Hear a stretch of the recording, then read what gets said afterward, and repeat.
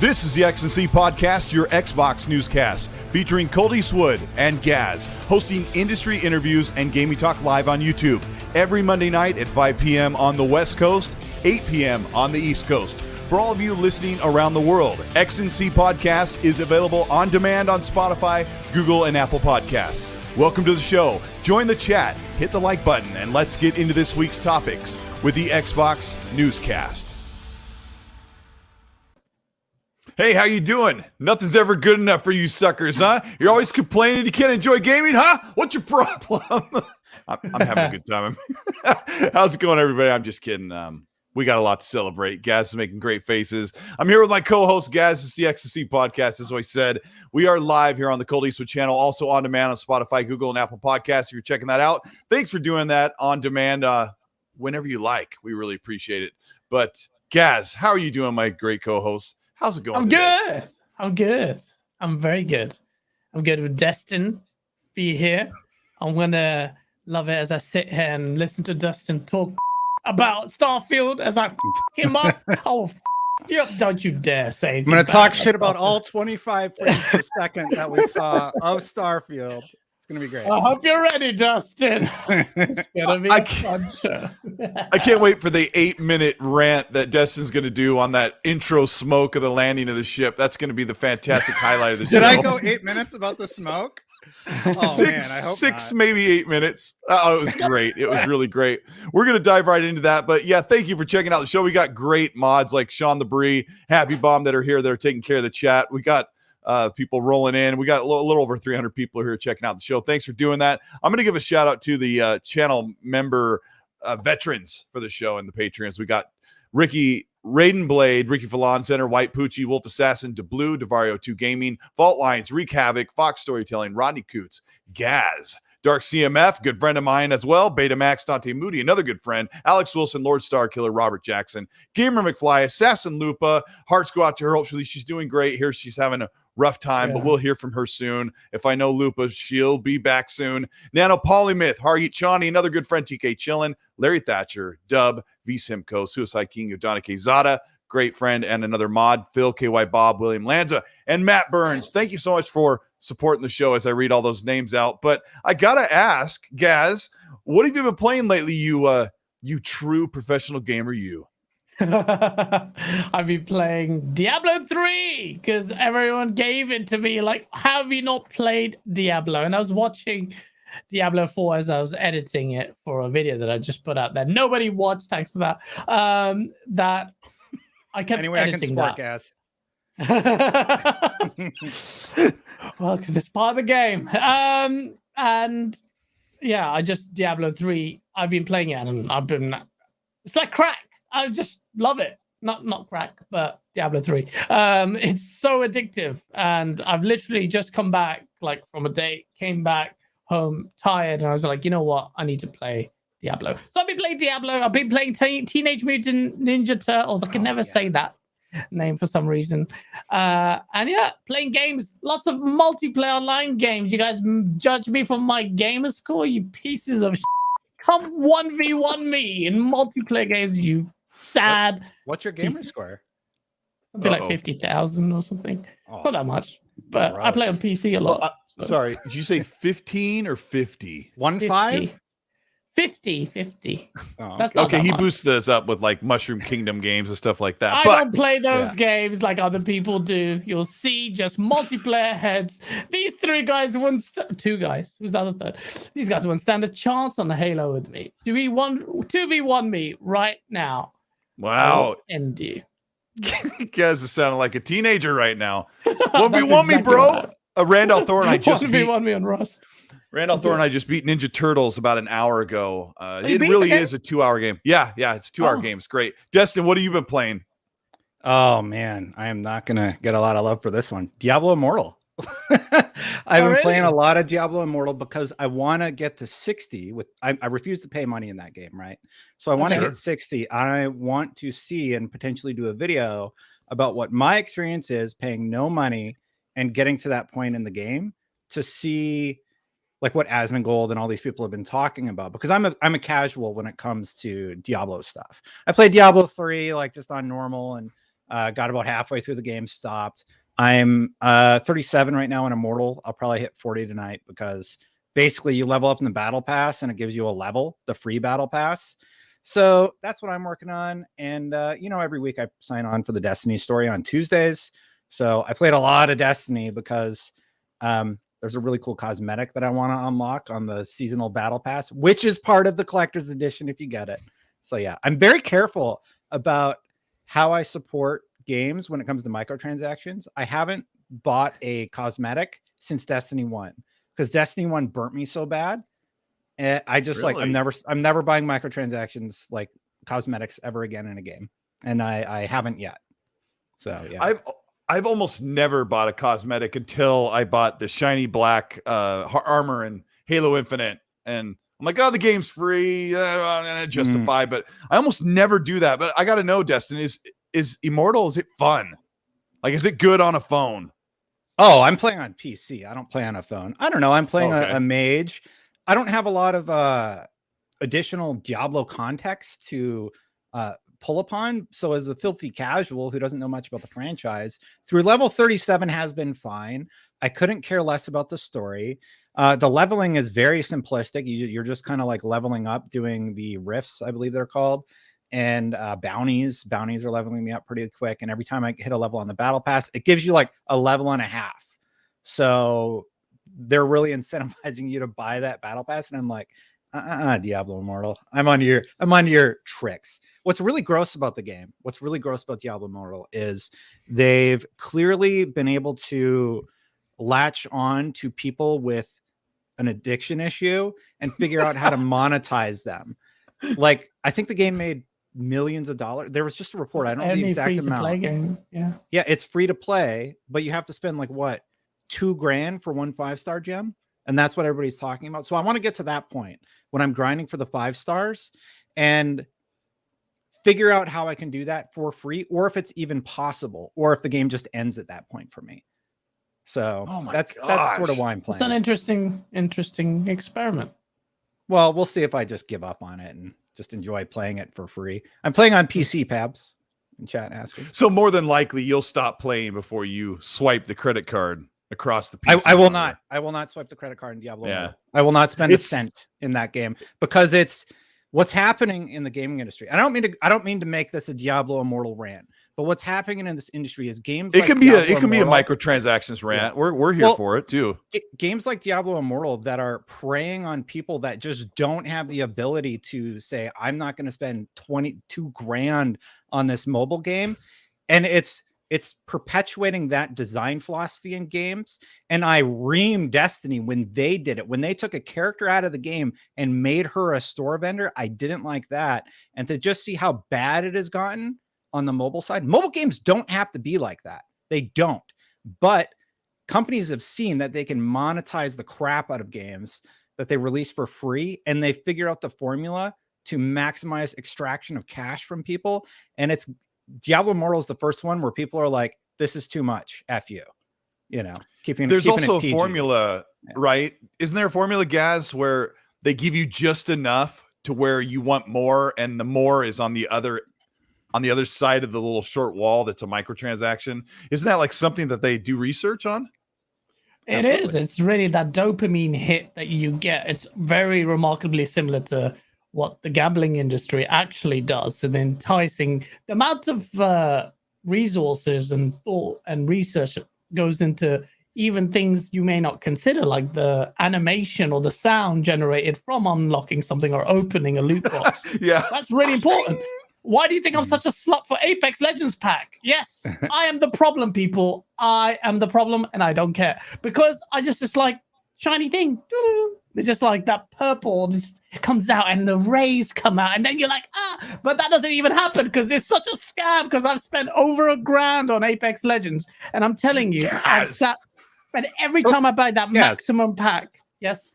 Doesn't that bother you that you've unapologetic? Well, wait, not that you've spent the money, but that game designers have figured out a way to incentivize you to spend that amount of money, and you don't really seem to care.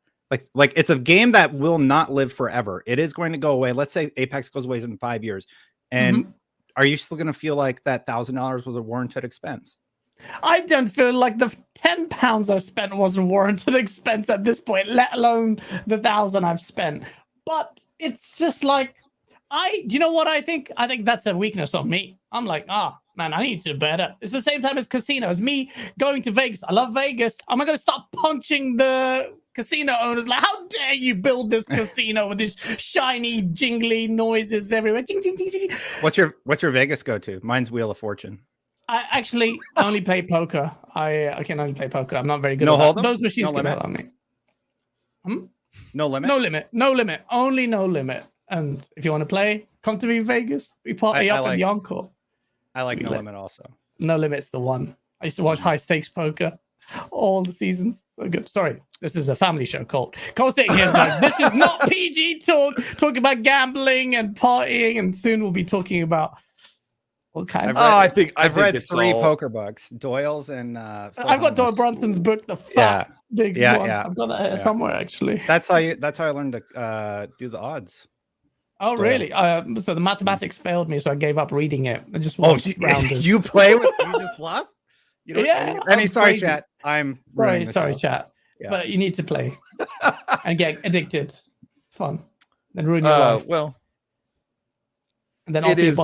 You guys are all part of the problem, except for Destin. Destin has some restraint, but I got to say, Gaz has got so many hours in Apex that he can just. That's the whole thing, right? Justify. The game was free. I love it this much. I'll just pay this money and I'll get even more enjoyment out of it. And it's just a perpetuating cycle where you guys are just going to make it more difficult.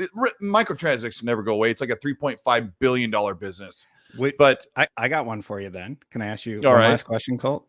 Would you rather all Xbox games were $70, or would you rather all Xbox games were free, but you hit a Diablo Immortal like paywall at some point? Your end game. You know the answer. I know what the answer is. I know my answer. What is it? And putting microtransaction paywalls doesn't ruin the type of game, but it can ruin the way you access the game. I would rather pay $70 and just get the game as it is, because the traditional buy a game and play it, and that's everything until you want to buy expanded content. DLC expansions are great. I love supporting those if I really like the game. Agreed. And the expansion's really good, but I don't know. Yeah, look at the chat. They're saying I'll pay 70. They're like, I'm not going for that evil stuff. Well, one of the we only pay 60. So yeah. For now. You think it'll go up? Well, Xbox has been kind of like, they've sort of had that tone. Like right now, we're only charging $60, but they also brought in Activision Blizzard and Bethesda, who at any point I think they could say, our game is $70. It might be interesting if you don't want to play Starfield on Game Pass, if Bethesda sets that game at $70. I'm not quite sure Bethesda is there yet. They charge $60 for Deathloop, so crazy. But we'll get into that in a little bit. One of the things I wanted to bring up, which I don't even have any like natural smooth segue into it, but Destin, you've been there many times. ESA said they're ready to bring E3 back, and after coming back from FanFest, a lot of us are excited about going to. What's your history with E3? You've been there many, many times. Yeah, I've been to like 12 of them or something or more. I don't even know. I lost count. You've been up on stage. You've been in the comfy chair. You've had the mic in hand. You've done all that stuff as well. Yeah. So what is your outlook for ESA? A lot of people are saying they want to come back, but they're not going to survive. That's kind of the. It's a complicated question. I think ESA has had an issue with how much they charge vendors to be part of E3. And now that people have realized that they can get a whole lot of attention by not even showing up, Sony, they don't really need the event. Well, like people are still going to watch Sony stuff and Sony's reveals. I want to play the new God of War. I'm going to watch that if they stream it on YouTube. Like how many millions of dollars do they save by not having that massive booth at E3? Now, the one thing I don't have a lot of knowledge about is like, what is the value of having a presence at those events? The way that Microsoft, who by the way uses their own theater now, like I believe at the last one they used their own theater, which they own across the street for all their game demos, or like Sony's presence being there. Is there still value in that for those companies? Because if Microsoft shows up, Microsoft being at E3 just means that they're going to rent the venue and do the conference at that venue near the E3 venue. And then they're going to use their own space to do it. So I don't even know if they would have a presence on the show floor, right? They so haven't. What was the question, just so I can answer it more succinctly? People are thinking that ESA wants E3 back for 2023, but a lot of people, like the journalists, are thinking that they're not going to get enough interest to fund it, and that maybe E3 comes back in the summer, Destin, and half the people show up as they expected, and then they're like, they just throw in the towel. I could add into that question your perspective, because your employer has to pay to send you. Like if they're going to send you or your other people that work, if they're going to send Brian or Ryan or whoever to go to the event, they have to pay their per diem and their flight. And it's a big ask when they've been sitting at home like, this works. So yeah, what do you think is going to happen? That's a lot of questions. So what do I think IGN's going to what do I think IGN's going to do? E3 is like, well, I mean, the first question is, do you think ESA is going to be able, do you think E3 is going to make it if they come back in person in this climate? I think they'll be fine. And Gamescom's coming back this year. So we're going to find out, at least I think they've confirmed that, right? So let's say Gamescom comes back this year. That's going to be a good litmus test for whether or Gamescom is not back, and it's an in-person event. Yeah, so that's going to be a good litmus test for how do the people react to a situation like that, especially in Germany, where I think they're a little bit better about masks and such. I know I just came back from Bangkok. Everybody just wears a mask. It's not a big deal, and it's Europe really is easy. starting not to care now. Well, we're over it. Come back to America. Nobody cares. Nobody's wearing masks anywhere. And it was a little bit of a culture shock coming from Bangkok to the US, because I'm like, oh yeah, nobody here wears masks, right? I think Far East Asia is a bit more cautious generally compared to Europe and US.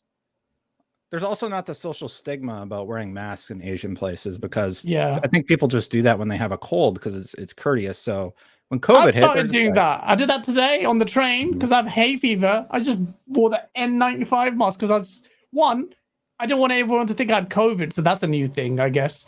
Second, it's just actually helped my hay fever. So I'm like, I'm going to wear this now. It's kind of crazy. But they've been doing it for years. Japanese people are being very courteous. They don't wear it to like cover themselves. They do it more for other people, which is lovely.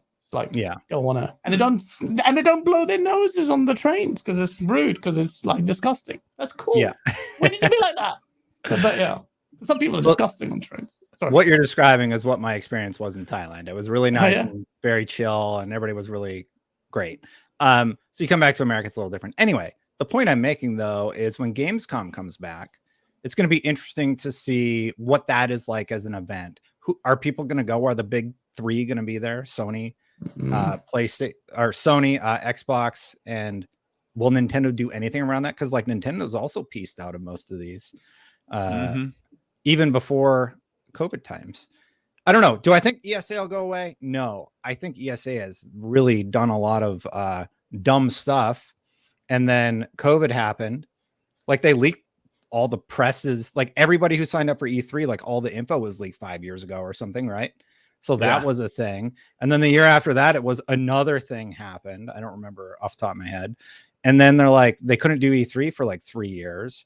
But the thing is, people are still going to give them money. So as long as they're still getting enough money to rent the venue, then they'll be fine. Okay. What about you, Gaz? What do you think about, he kind of covered where the ESA sits. What do you think about the general population making the travel over to California or within California to go to that event, knowing how the past 2 or 3 years have been dicey? I think there's a massive appetite for it. I think certainly Microsoft does. I can just see from the hints from what Phil Spencer says and the way he says it, he really does like those in-person events as well. And I think the Summer Game Fest didn't hit the notes it needed to kind of capitalize on E3's absence. And I saw whether or not that's an appreciable number, just based on my, not even a number, but appreciable sentiment based on my cursory glance at the Twitter sphere, if you will. I saw a lot of people who were pretty I don't know, anemic about the idea of E3. After that, they were like, bring back E3, man, because we need I think gaming needs it. I think gaming needs that kind of bluster and just the event. Yes, there are advantages of doing your own show and cost savings, and Sony will have certainly saved that. Also, logistically, it also makes it easier. It's more flexible. They can control the time. They can react more. They don't have to be playing this chess game of who goes first. If they go after Microsoft, will we have a problem? Particularly when it comes to console launches and E3. But I hope, it can go either way. But I really want E3 to come back. E3 have said that we are coming back, but then they'll have to make a pitch, offer possibly some significant discounts to incite at least Sony in particular to come back. But if it does come back, in my opinion, it needs to be a press-only event. As long as I get a press pass, not just bloody IGN people like Destin, for God's sake. But give it to us, people, and then we'd have a great time. No, but press-only. I don't know. I like the thought of E3 being there and PlayStation feeling like, oh, we're going to cash in same time as everyone, getting everyone all there at the same time. Being in LA for a couple days and seeing Xbox Fan Fest people and some of the media people were very chill. Maybe out of every 100 people, I saw 2 people wearing masks. So some people chose to wear a mask, and everyone's very cool. They're very cool about it. I don't know if Justin, if you talked to any people that came back from being there for Summer Games Fest and any of the Xbox Showcase stuff, but it just makes me wonder. There are people, Destin, that say, let it die. I see this a lot, and I don't know if you've tried to dig into why people just want E3 to go away. I think it's largely because of how the ESA has handled things the last few years. And I think people have a really negative impression of the ESA. That's part of it. The other part is a lot of people can't ever go to E3. They're never going to have that opportunity. So what do they care if it's a live stream or an in-person event? And from my perspective, as somebody who has to put on a backpack full of camera gear and carry around a tripod and lug that around and hook up Shoguns or whatever to do direct feed and shoot off screen and put a microphone in I hate it. I'm over it. I do not like that part of the show anymore, but I did it for 12, 13 years. Right. So at this point I'm over it, but I don't know. I don't think it's as fun as people imagine in their head. If you ever get to go and you don't have press access, you're going to be waiting in line for 2 or 3 hours to play some game for 5-10 minutes, and then you're going to get kicked out to your next 2-3 hour line. So you're going to spend $2,000 to fly, or more because you're in the UK, right? To fly overseas, play 20 games tops. Or do what I did at Gamescom. Well, pretend to be press and go in anyway. You gotta talk, man. And it's not that for me. E3 is more about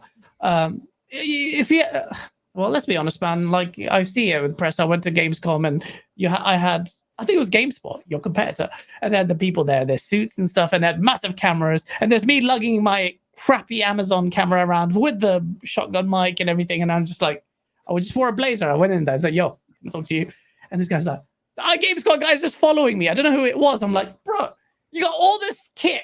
And you just say, hey, man, I like the way you approach these people. I just freaking talk to them. But in terms of E3, it's not just about the developer interview. It's about meeting Colty. I want to stroke his head. No, that sounds weird. It is about meeting people in person.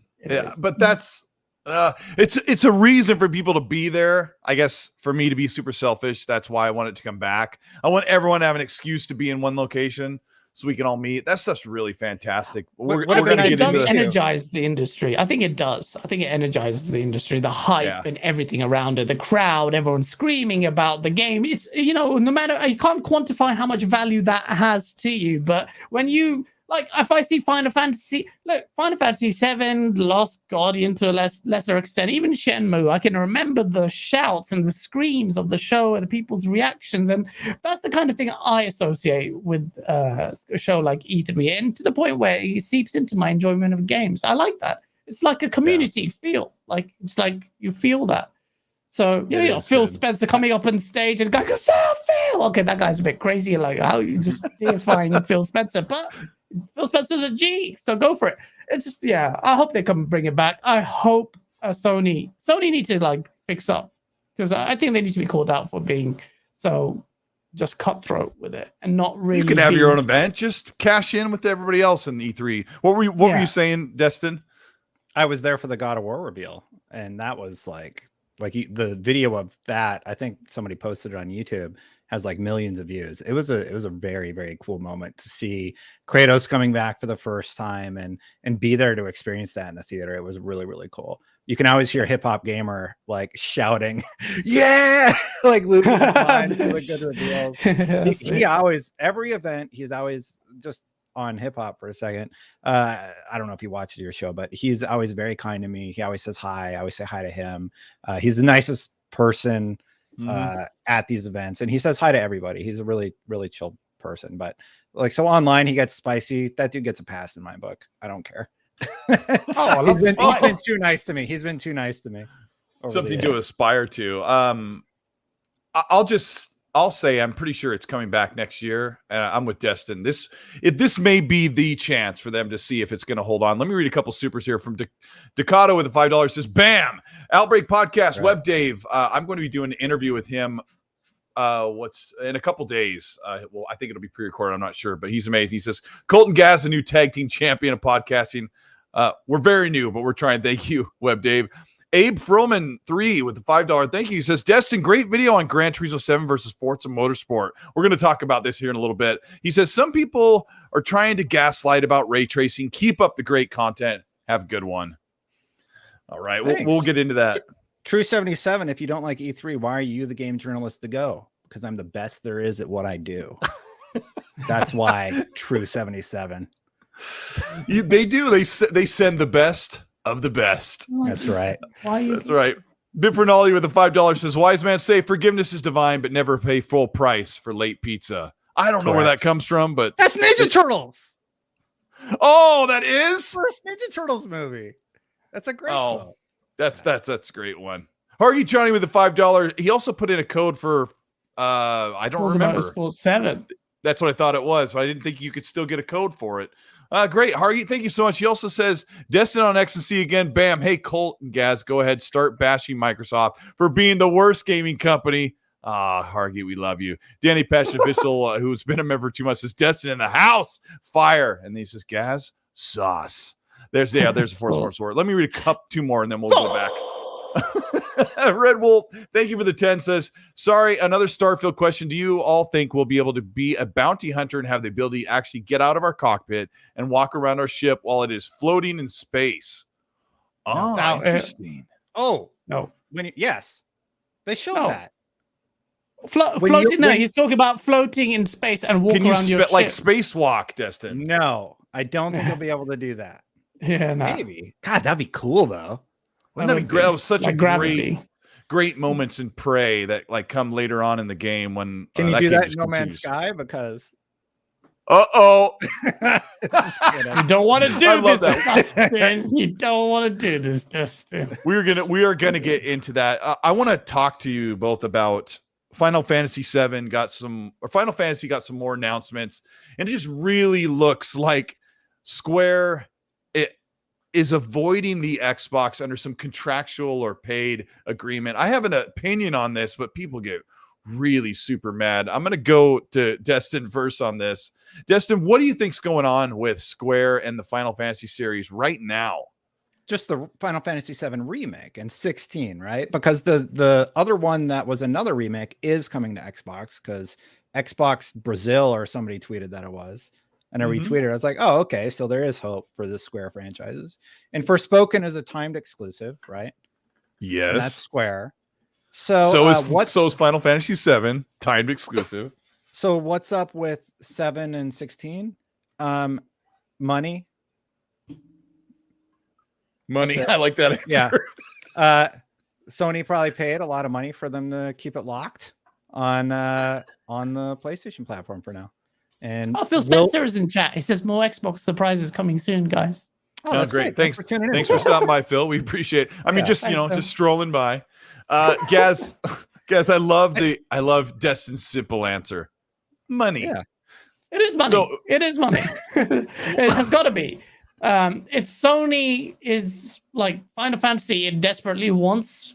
Well, not how desperately you. Well, we don't know how big that check is, but the association with Final Fantasy and PlayStation is strong, and it's strong for a reason. It's because money. And it's just money hunting, and they've delayed it. They've waited 2 years. Xbox fans have been really annoyed. So I saw some really strong reactions to it. I mean, I'm indifferent, not because I don't like Final Fantasy. I think I have it on my PlayStation 5, so I'll just play it there. But it's just. It's money. It's money hunting in Square. So, when on our show, some people were saying, well, this is such a short-sighted strategy. Square complain about lack of, money. You know what they're like with their statements previously, kind of failed to meet sales expectations. Yeah, quite scathing of their own developers. Yeah, and mostly the Western ones. So, it's just like, well, okay, you're going to keep complaining about that, but Xbox does have quite a sizable number audience, and the question is, and people say, well, Xbox gamers don't tend to like that, and I disagree. And I think Xbox has a massive appetite for Japanese games. Xbox and Phil Spencer would go out of their way to accommodate Square Enix and Final Fantasy. As you saw, Phil Spencer really made the one last thing really at the end of the Xbox Bethesda Showcase event really be about Japan. You had Kojima, then you had Toei, Tecmo, what's the name? Koei Tecmo? Kai Tecmo? I don't know. Koei Tecmo. Wolong Dynasty. My brain is frozen. It's Wolong looks great, and it's not getting enough love. I don't know why. Why do you say that, Destin? Because we haven't seen any game, but I don't know what the game is. It looks good. I mean, it's the spiritual successor to Neo. Did you play Neo 1 or 2? Is that what it is? They said that in a okay, so this is what I kept saying in chat. Yeah. What's the game? Is it like a Dynasty Warriors game? Is it like it's like a Dark Souls. Dark Souls. It's a Neo. Yeah. I know Neo. Yeah, it's like Neo as a spiritual successor to Neo. That's fine. I wasn't a fan. I tried Neo. Check and correct me if I'm wrong. I don't know. Sorry, because I'm here so many different things.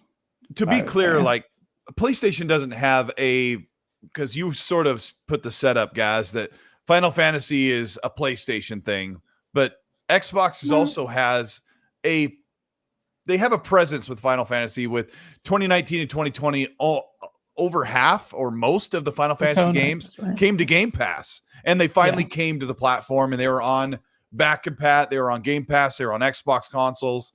So Final Fantasy exists in great deal on the Xbox. But Destin, what about that sticker?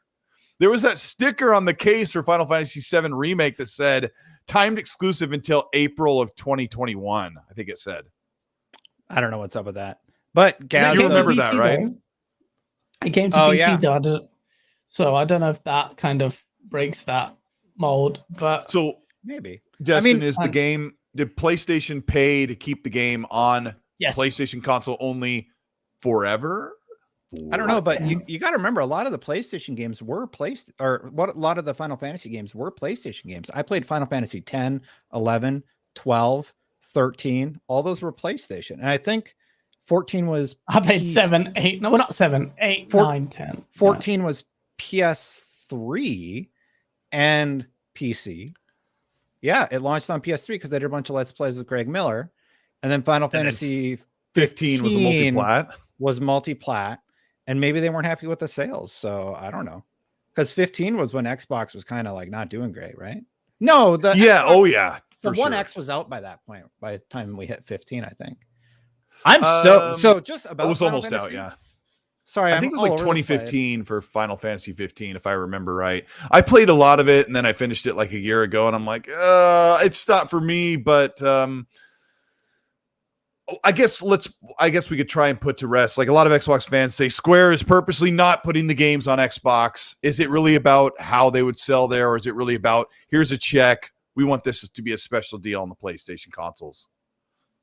I mean, what's with the tiers? I don't understand. They made a business deal. It happens all the time. A lot of people are crying about it, but it's like, right, it sucks. I'm not saying it doesn't suck, but it's not the only timed exclusivity deal. The only thing is this has been extended. And if Square want to do that, fine.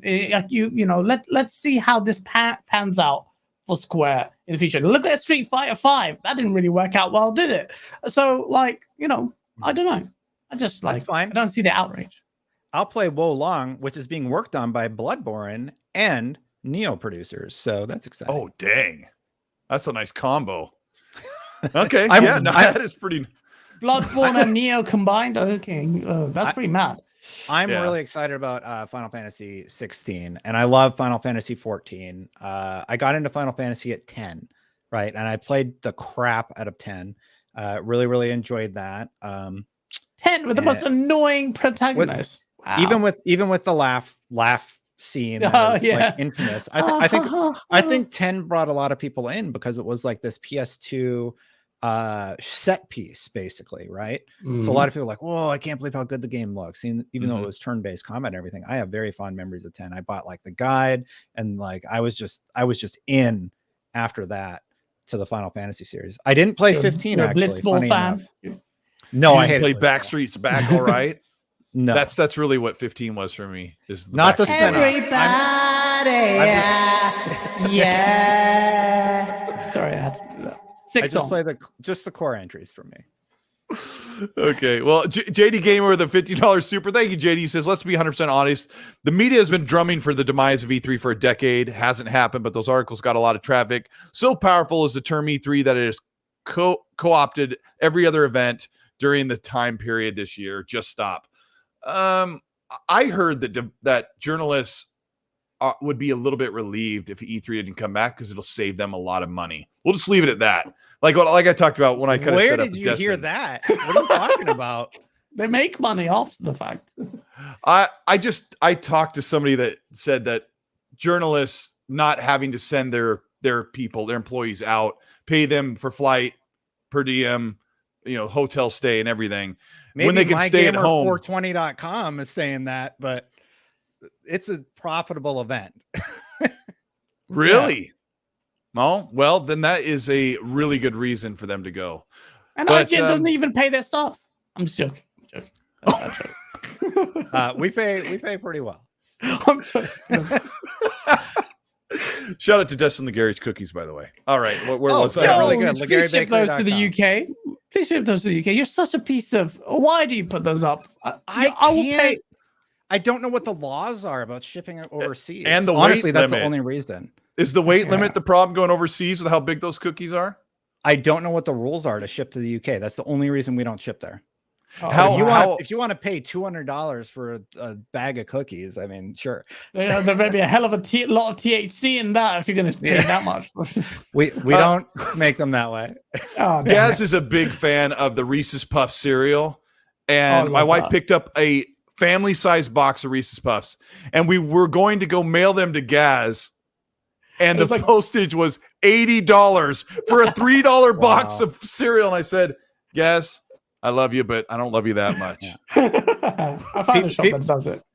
People give me a hard time because the cookies cost like $20 to ship from here to Florida. And it's just shipping's expensive as hell right now. People got so used to Amazon, and it's like when they actually have to pay that additional cost, they're like, whoa. They're like, shipping should be free.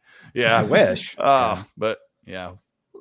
All right. We got Ari Johnny with $5 super with a Forza Horizon 5 premium code, which gets you all the DLC, I think, including the upcoming Hot Wheels. We're going to talk about that as well. Thank you, Hargy. Gamers Play HUD 0 with the $2. Thank you, gamers. He says E3 needs to come back. It's the lifeblood of gaming. Hargy Johnny also drops a Forza Horizon 5 premium add-on bundle. What, Hargy? What are you doing? You're crazy great. JD Gamer, thank you for the 10. He's amazing. I got to hang out with Hargy for 2 days at Xbox event. Repping Game on Daily. Yes. Cool. That's great. Cole, can I actually address one of the super chats? They asked, like, why doesn't IGN contact Square Enix or something like that? Yeah, go ahead. Do you want to read the question again, or is that all it was? It's gone. But anyway, they basically said, like, why doesn't IGN press Square Enix on it? So one thing I want to pull back the curtain a little bit about something that happens with IGN. Oftentimes in the background, our news team, I'm not associated with the news team, by the way. A lot of people think I am because I talk about the news, but I'm not associated with IGN's news team. They're doing their thing. They're doing investigative journalism. And that means that sometimes you got to be patient and wait, right? Like, you got to reach out an email. You got to ask the questions. Sometimes you get a response. Sometimes you don't. Sometimes they reach out to multiple sources and do their work. I am incredibly happy with some of the news stories that our news team has put out, especially in the last year. Like, I don't manage them. It's just kind of cool to be on that team. That's like, they broke the Bungie story, you know, about how Bungie was dealing with this toxic work culture for so long. And that's the kind of thing where it's like, that's a really cool thing to see broken. So why do we not reach out to Square? Who said we didn't? Sometimes very nice. Just got to be a little patient, you know. I don't know if the news team has, but I can guarantee you, like, we do our due diligence and we reach out to devs with questions when we have them. It's very often, Destin, that your news team sends out a query like that and doesn't get even we're not speaking on this right now. Like, just radio silence sometimes, right? Often you get no comment. Often. But the important thing is to ask. I think it's really important for all journalists to ask the really tough questions, even if you're I'm a big Xbox fan, but when Phil Spencer comes on the show, I want to ask him the tough questions because you're setting them up to have the opportunity to respond exactly how they want to the tough questions, right? So even if you're a fan of the brand or whatever, you should ask those questions because I see it as giving them an opportunity to address the criticisms that are spread around online. So when I see an interview, question is often the common one, isn't it? What, the easy ones? The tough question is often a commonly asked question that is not getting an answer. Are the games? No. Like I think that would be a good question for Phil Spencer. Like, why did you push everything out of 2022 into 2023 so he could address it succinctly, right? I think a lot of Xbox gamers have been really disappointed with the slate in 2022. I was super hyped and everything just got pushed, right? I think we all know the reason, but I want to hear the most Phil critical Spencer question you would ask. If you imagine I'm Phil Spencer now, what's the most critical question you would ask right now? Oh, you'd be surprised. When are you going to fix the DRM with the consoles that makes it so nobody can access their digital libraries for extended periods of time? That's a question that I've had for a long time. And they said they're working on it, but it's been a year and it's happened now again, where people were locked out for about a week from their digital libraries. I think that's something that the team needs to fix. Do you really, is there a problem with you managing your teams? Because after 343, the murmurs of the initiative, and what's happening with Undead Labs, perhaps you've bitten on more than you can chew and you maybe need to, especially with 343. That's a good one. I'd love to really probe him with those questions. What are you doing there? That's a good one. And I think Jaffe has really taken, at least publicly, he's talked publicly about his concerns about how those teams are being managed. Like, what is going on? Like, how come Sony is releasing Last of Us and God of War, like these Horizon, these very beautiful polished games? And I'd say on the Xbox side, something of that caliber, maybe Gears 5 would be of that caliber. I think Forza Horizon 5 was astounding. But honestly, Xbox gamers just want something like, we want our Last of Us. We want our God of War. Open world. You can criticize and say those are walking simulators, but it's not the genre that I'm talking about. It's those spectacular, amazing games that people can point to and say that was an amazing masterpiece. And that's what Xbox gamers, I think, really, really want right now. And we just got get it with Starfield. I would hope so. Will we? This is such a difficult thing to deal with because, you know, there's 2 or 3 different types of fans. There's a reasonable fan. There's the one who's really fed up, right, Destin? That they just don't know if they can stick around on the platform anymore. And then there's the other one, the third one, that is apologetic, makes excuses, and said it's going to be okay. My backlog's huge. This is the only time, Destin, in an entire history of Xbox where they haven't had a major third party or major first party game in a calendar year. Yeah. It really is. You've watched Xbox trajectory, and they've had great. 2021 was actually really, really, really spectacular, and it kind of record-breaking in its own way. They won the major awards. They were nominated the most. They were highest on Metacritic, and this year it's really been rough. I don't know. That we will get into that. What's that? Both companies we're actually seeing the result of COVID this year for both companies, because Sony had Horizon at the beginning of the year, and then they have some good stuff, like, believe it or not, Stray I think looks pretty interesting, and I think God of War is looking like it's going to be this year, so they're going to have 2 big beats with Horizon and then with God of War at the end of the year. But do they have anything else that I'm missing? Gran Turismo. Gran Turismo was controversial, and we're going to talk about that a little bit, right? So Gran Turismo, and Horizon, didn't have ray tracing during races, had a huge microtransaction problem, got pulled offline like shortly after launch. They increased the prices of things, and then they fixed it, and then they went back to where it was. So it's like, I don't know what's going on with Gran Turismo 7. They just kind of need to. Gran Turismo 7 wasn't plagued by the. I shouldn't use that word. They weren't.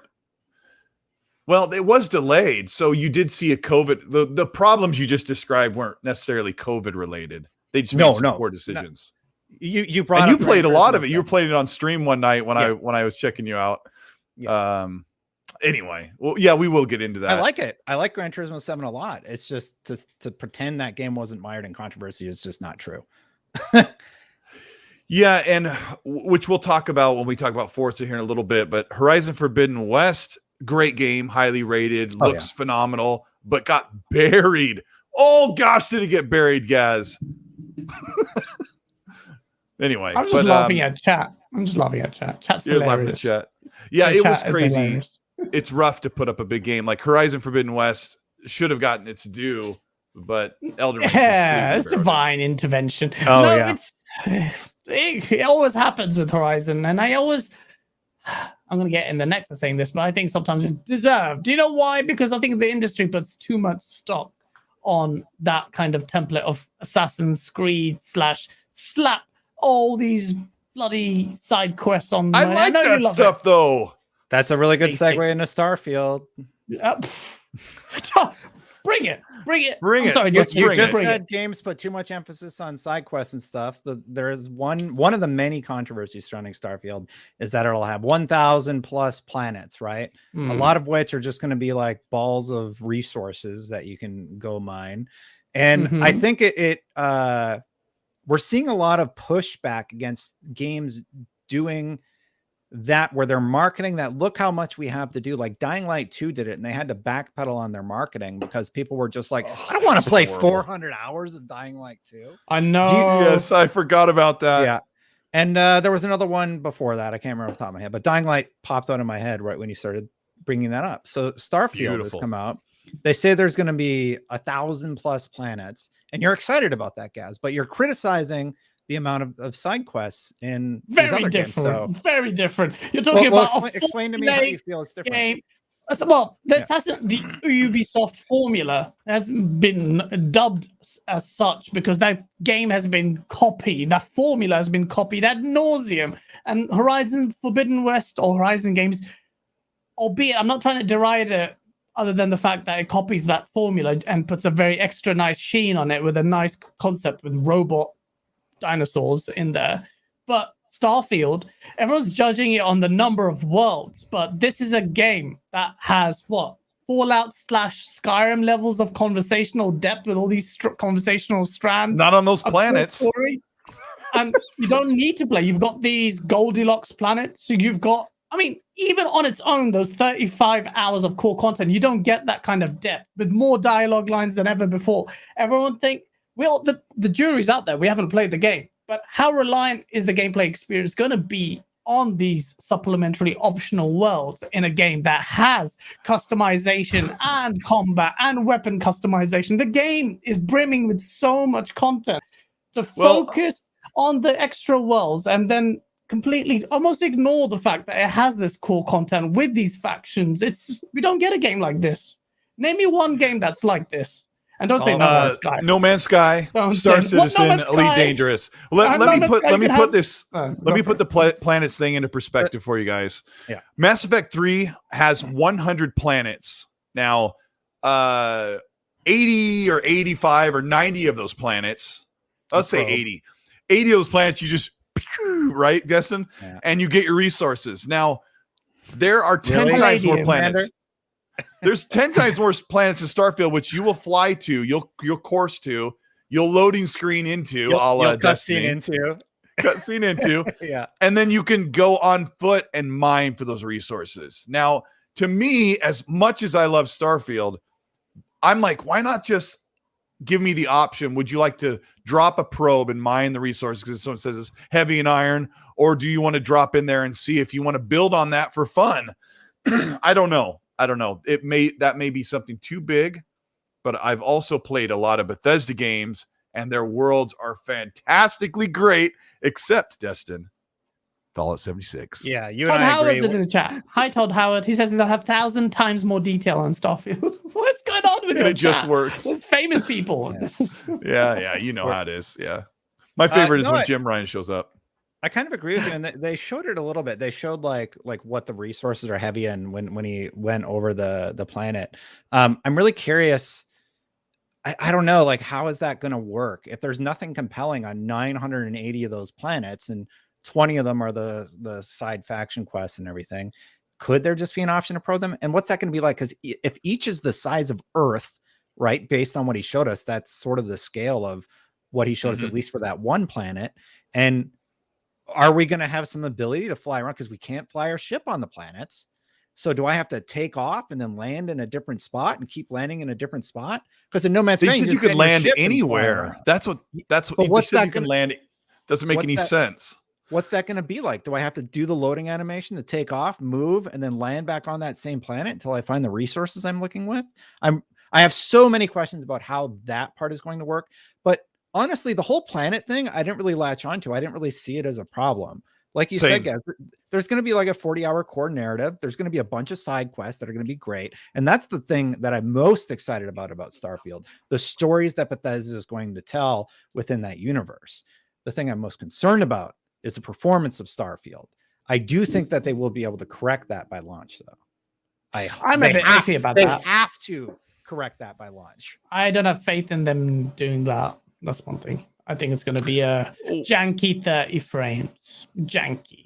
Really? Now here's where and they still here's get another instance where we're going to disagree, guys. Let's well, man, there's a lot to dive into. Before we get to the performance of it, which is a major part of the conversation, a lot of people in the chat are like, don't go to the planets if you don't want to. And I've played enough of the Bethesda games to know I know where to go and you can get your 80 or 100 hours of your full gameplay without bothering to check out the bluish one or the white and red planet, right? So is that kind of how you see yourself playing the game, Destin, where you'll just stay in the main packed or enriched areas of the game and still get the full experience? I'm going to devour Starfield. I think if it's stable, I'm going to devour that game. But the reports before this trailer reveal were about concerns with performance, that they're releasing the next Cyberpunk. And then we get the trailer and it largely runs at 25 frames per second. The fact that people aren't that's not a little worrisome. Like, to me, I'm like, oh, that's a little scary. People are like, oh, but they delayed it a year. They're going to be able to work on that. If you maybe delay it 2 years, because look what happened with Halo from the launch trailer of gameplay. And then people pushed back and they delayed it. And I really enjoyed the campaign of Halo. But here we are, still no campaign co-op, still no Forge mode. Forge mode is coming and they're going to be doing like tests with those modes.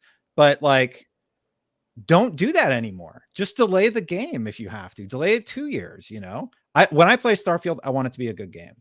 It can have some of that Bethesda jank.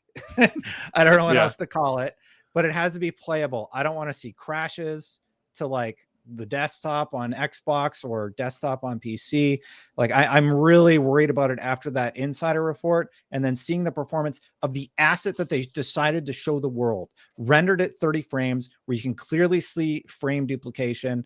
And like, I feel that's a warranted concern. Okay, there's a lot to unpack here because there has to be an understanding of the tech and the hardware. Gaz is in the understanding that this game will probably be 30 frames. Destin's in the understanding or prediction that this game will launch at 30 frames on Series X. Let's dive into the possibility of what's going on. The game is running in the Creation Engine 2, which is an updated creation engine that they've been using for over a decade. So the game has, I want to address the first thing, Destin, is you saw things where you had duplicated frames. What I decided as I saw this was the reload animation was actually running at half frame rate. Oh yeah, I noticed that. I could see this. Like you work in video, you can see it. You were clicking frame by frame, and you would see the magazine being exchanged, and you would see it where it would hang up. Yeah.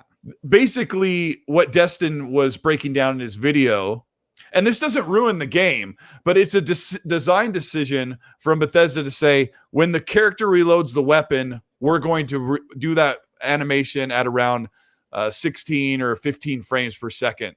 So that's why it looks fluttery. Like I've seen it in, okay, here's the other thing. I've seen this in a lot of games. I've seen it in tons of 60 frames games where they do a reload animation and it is not, I can't say smooth because you're in a frame buffer, but you're not seeing as much visual in the animation. Like I used to draw flip books. Anybody here in the chat ever mess around and draw little animations in a flip book? Yeah. I would have stick figures murder each other. And yeah, I would do that in high school. If you draw a stick figure running and you only draw so many movements of the legs, that's what you get no matter how fast you flip the book. So that's what I think you zeroed in on quite well, that the reload animation is sub 30 frames. But I also want to set up, before I give it to you guys, Todd Howard said to Ryan McCaffrey in his interview and another interview that he did with, I think it was also with Ryan, both of them, where he said he likes to see their games at 30 frames at native 4K. Digital Foundry broke down the video and said it was indeed a native 4K without any anti-aliasing to smooth out the jagged edges. So how much of this is lip service, Gaz, where Todd says, I like 30 frames, and so here it is? I think it is. Well, that's where a lot of my 30 frames estimate comes from. Todd Howard's statements there, the game... How the trailer's at 30 frames. Yeah, well, some bits you could count the frames on your hands. It's like, it was just... I'm going to sound like I'm shilling here. That's the last thing I don't want to do. I never would. But it's... With Starfield, I can almost forgive it. I just want the game to be good. I just want it to be good. I'm not saying this is your excuse, Todd Howard. If you listen to this, well, thank God Gaz gave us the pass. Not that anyone cares what I think. But I think with this scale of what Starfield is doing, well, hopefully, based on the premise of it, I'm okay with it. I don't know, man. I just want the game to be good, and performance is tied to it. And the console gamers, all of a sudden now, are really experiencing 60 frames. They're so snobbish about 60 frames. I'm not. No one cared, Gaz, for so long. I want to play my games at 30. I remember. And I see that. I'm like, oh, now you want to play at that? Yeah, okay. It's just like the game. All I care about is the quality of the game. I think that they're building something special. I think based on the narrative and the factions and all the customization, they've gone beyond the blue sky. They're going really far off this. When they say it's a game that they've wanted to make for 20 years, I actually now believe them. And I was very skeptical of it, thinking like, what are they going to show? And they kept hitting us with more and more. Like, I'm not even a fan of things like spaceship custom. Well, basic customization maybe, but base building and all that. But I appreciate all of that, and you're going to maintain all of that around a cogent core story. That's amazing. And I want to rattle off Sexy Jeff Grubb's quote, which he says, some of y'all don't understand pacing, and it drives me bananas. What if I go to a planet in Starfield and nothing happens? That will make it more special when something does happen. If every moon has moon pirates, it's going to get boring. And he is right. It's all about pacing. Like, what are you going to do on those planets? If it's going to... And even it's just the spectacle of 1,000 worlds, just witnessing the variety and the fauna. It's a procedurally generated fine, but how many planets they have, how many different variety of creatures that they have. It's a lot there. That is such a good point, because one of the things that Fallout and Skyrim do that no other game does, put your mind into this, chat. And if you're having a good time here with Destin and Gaz on XNC, hit the like button to show your support. I'm going to fight with these two about performance here in a minute. It's going to get really great. But only in Fallout or Skyrim do you get surprise attacked, and you have to be ready with your gear and your equipment and whatever you're going to use to fight off enemies that come at you. You come around the corner. If an enemy comes at you, it's really a special moment. So Jeff Grubb makes a really good point that to be taken by surprise, you don't often get that in games that are meant to just go out in the open world and do their thing. But it really is about that really high risk when you go after an enemy, kind of like you do in Elden Ring. So these things aren't super common in video games, and Bethesda does it so well. I want to talk to you guys about this 60 frames thing, because I am going to be the bastion that will stand here and tell you when this game launches around June of next year. I think it'll have a 60 frames mode. I think what Todd Howard did was, I want this game. He knows that Starfield isn't going to be an eye-meltingly groundbreaking looking game. And it does look very good. Like somebody in the chat just said that Digital Foundry wasn't impressed with the game. You got to listen to what John Linneman said. He was very impressed when he looked side by side with Fallout 4, the shadow, the level of detail out, the shadows in the distance, the facial, the way that the light bounced off of characters. It had made a big improvement. So the game did impress them technically, but showing it at 30 frames.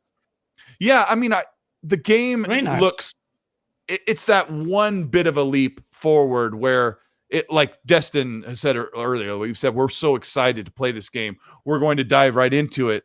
But I want to try and get an argument started with you two, because I think this game will run it on Series X, especially at 60 frames. I don't know if there's a 60 frames mode, but I think what Todd Howard decided to do, and I think it's a bit stubborn. We've seen many developers do this. Remember that many developers, tons of developers, Assassin's Creed Valhalla showed their first bit of the game at 30 frames. And we've seen developers and producers really dead set on showing the game the way you watch your movies. Highest quality visuals at 30 frames, which is close to that 24 frames per second of film, which I think is ridiculous. It's a video game. We need to see it at 60. Destin, I'm going to ask you, looking at Fallout 4, which has a community-made mod that runs the game at 60 frames, do you think it's possible that this game is going to run at 60 with dips down into the 50s, as games do when things get under stress? So the quote that you're attributing to Todd Howard saying about 30 FPS games, that was a question about what Todd prefers to play his games at. So Ryan was asking during an interview way before Starfield happened that question. And I saw that clip go around a while ago, and I'm like, well, that's not really what he's not saying all of his games are going to be made at 30. He's saying he personally prefers 30. However, I don't think that Starfield needs to be 60. And that's like Fallout 4 was 30, and that was fine, especially for console. I think you can make it go 60 on PC though, right? Like at that one, you just change the hertz and you make it do whatever you want. I bought it on PC the next year, and I enjoyed it at 60 like crazy. I thought this is how it should be, but go ahead. Yeah. So games like Cyberpunk recently is a really good example. It's just, you might think you need to have that at 60, and you can if you want it on PC, but you're probably not going to get it at native 4K. You're going to have to sacrifice native resolution to hit that target. So do it. Yeah, you can do that. I don't think the consoles are going to run at 60. I think they're going to run at 30 for Starfield. And I think there'll be a 60 frames mode at all. No, I think they're going to do locked 30. What's unacceptable to me is 20 frames from 30. Now, I don't think that needs to be native 4K. Like they could even do 1440.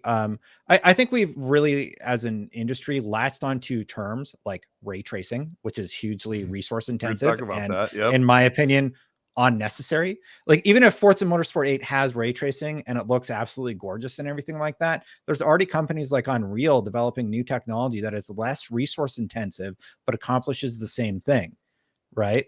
So ray tracing is a buzzword that a lot of people like to throw around to tout the power of the box, right? And if I'm playing a racing game and if that makes me dip below 30 frames per second and I want to be able to hit that turn just right, I'm going to turn that off the second I can. So yeah, for me, I think 30 is fine for a game like Starfield. And if I play it on PC, I'll probably play it 1080 60 because I don't care about resolution. my monitor is a 360 hertz monitor, so I can play like way above 60 frames. And most of my shooters, I really like to play at the highest frame rate I possibly can. But it's a small monitor, so I play here at my desk. I'm not too concerned about that. When I'm on my TV, when I'm on my TV, I like 4K. But a lot of the games that you play at 4K, people don't realize that's usually running at like 1440 checker box, or they're using variable rate shading. There's like all these tactics that they can use. So people are like 4K 60. It's like native 4K 60. No, probably not. Yeah. I think resolution thing, focus on resolution, this is a byproduct of what mid-gen consoles were doing last gen, but so overblown. I'll be very happy to take a resolution hit. Obviously, it's not massively severe, but 1440p and give me solid 60, fine. Then it's more doable, and I'm more than happy for it. Yeah. Yeah, and there's no ray tracing in Starfield, no ray tracing promise, no global illumination, no advanced lighting figures, according to Starfield. So, Gaz, what do you think? You said what you like, but what do you think Starfield how will it launch on the Series X? I mean, I'd love it. If I've been talking to and listening to you, Destin, now, if they don't focus on the res, if that was native 4K and they can hit a 1440p res, that's a big, I'm not technically minded, but I think 1440p, that's a lot of power saved on that you've, forsake on res going to frame. In chat, you would, I think most people would take 1440p 60, no qualms. I don't know where that leaves Series S, but I definitely would. Whether or not it does it, I don't know. With Starfield, for some reason, I don't care. It's not like I'm playing Apex Legends or something where I really need to rely on 60 FPS, like you mentioned, Destin. Like Motorsport needs to be 60. But with Starfield, I don't care. I mean, I played Cyberpunk 2077 on my PC, and I played it around 30 with my 2070 with ray tracing on, because it's funny you mentioned you think ray tracing, and I do see where you're coming from, and a lot of the times it's true. With Cyberpunk though, with ray trace shadows and lighting, to me it was like a transformative. It looked so nice that I was begrudgingly just tolerating it at sometimes 30. My PC was struggling, but it looked so nice. The immersion was great. I think this was like someone in the chat said it. DLSS, yeah, no, I did have that. Huge resource saver. Yeah, definitely. That was a lifesaver for my. Otherwise, I would have. Well, these are things that the Xbox Series X development kit has at their disposal. So Bethesda Softworks can use things like VRS, where VRS allows the game to render lower things that are out of sight, that are around the corner, to give you efficiency. And then you have super resolution, which makes the game look sharper without being a native resolution, which I think is unnecessary to hit 60 frames. Also, so you can hit 60 frames. And so they have those things, and hopefully those things get ironed out as the year goes on. But the other thing that you have to tackle, and you have to ask yourself, does this game make itself so much more demanding than Fallout 4 that just because the universe is big and there's 1,000 planets, does that mean the frame rate is going to be stuck at 30? My argument is no. My argument is that you've got a 4 times faster, sometimes more than 4 times faster processor in the Series X compared to the Xbox One and One X. So you should be able to draw those frames that are being rendered by the GPU. This is all technical stuff that if you just look at the math, I don't know why Digital Foundry is not saying, looking at the raw specs, they should be able to give you a 1080p to 1440p dynamic resolution 60, blah, blah, blah, technical babble. The game should be running at 60 frames. I think it's super important. Stop talking about the tech. Let's talk about the game, man. I wanted to go at Dustin, and you just ruined it with tech talk. Dustin, you want to put some money on that one? Let's go right into the very... I will pay for shipping of your cookies, or you freely ship the cookies to my house if Starfield hits. Now, I don't know how we're going to assess that, because you're going to... It's... How about I know this is people bemoan Metacritic. Oh my gosh. How is Destin supposed to be the expert on that one? Starfield hits 90 Metacritic plus, you'll send me 2 boxes of your cookies. I'm not like hoping it tanks. I'm not saying No, it's but going to tank. We're talking about frame rate. He's just trying to get free cookies at this point. Like, yeah. Oh, come on, no, just ruining my cookie chances.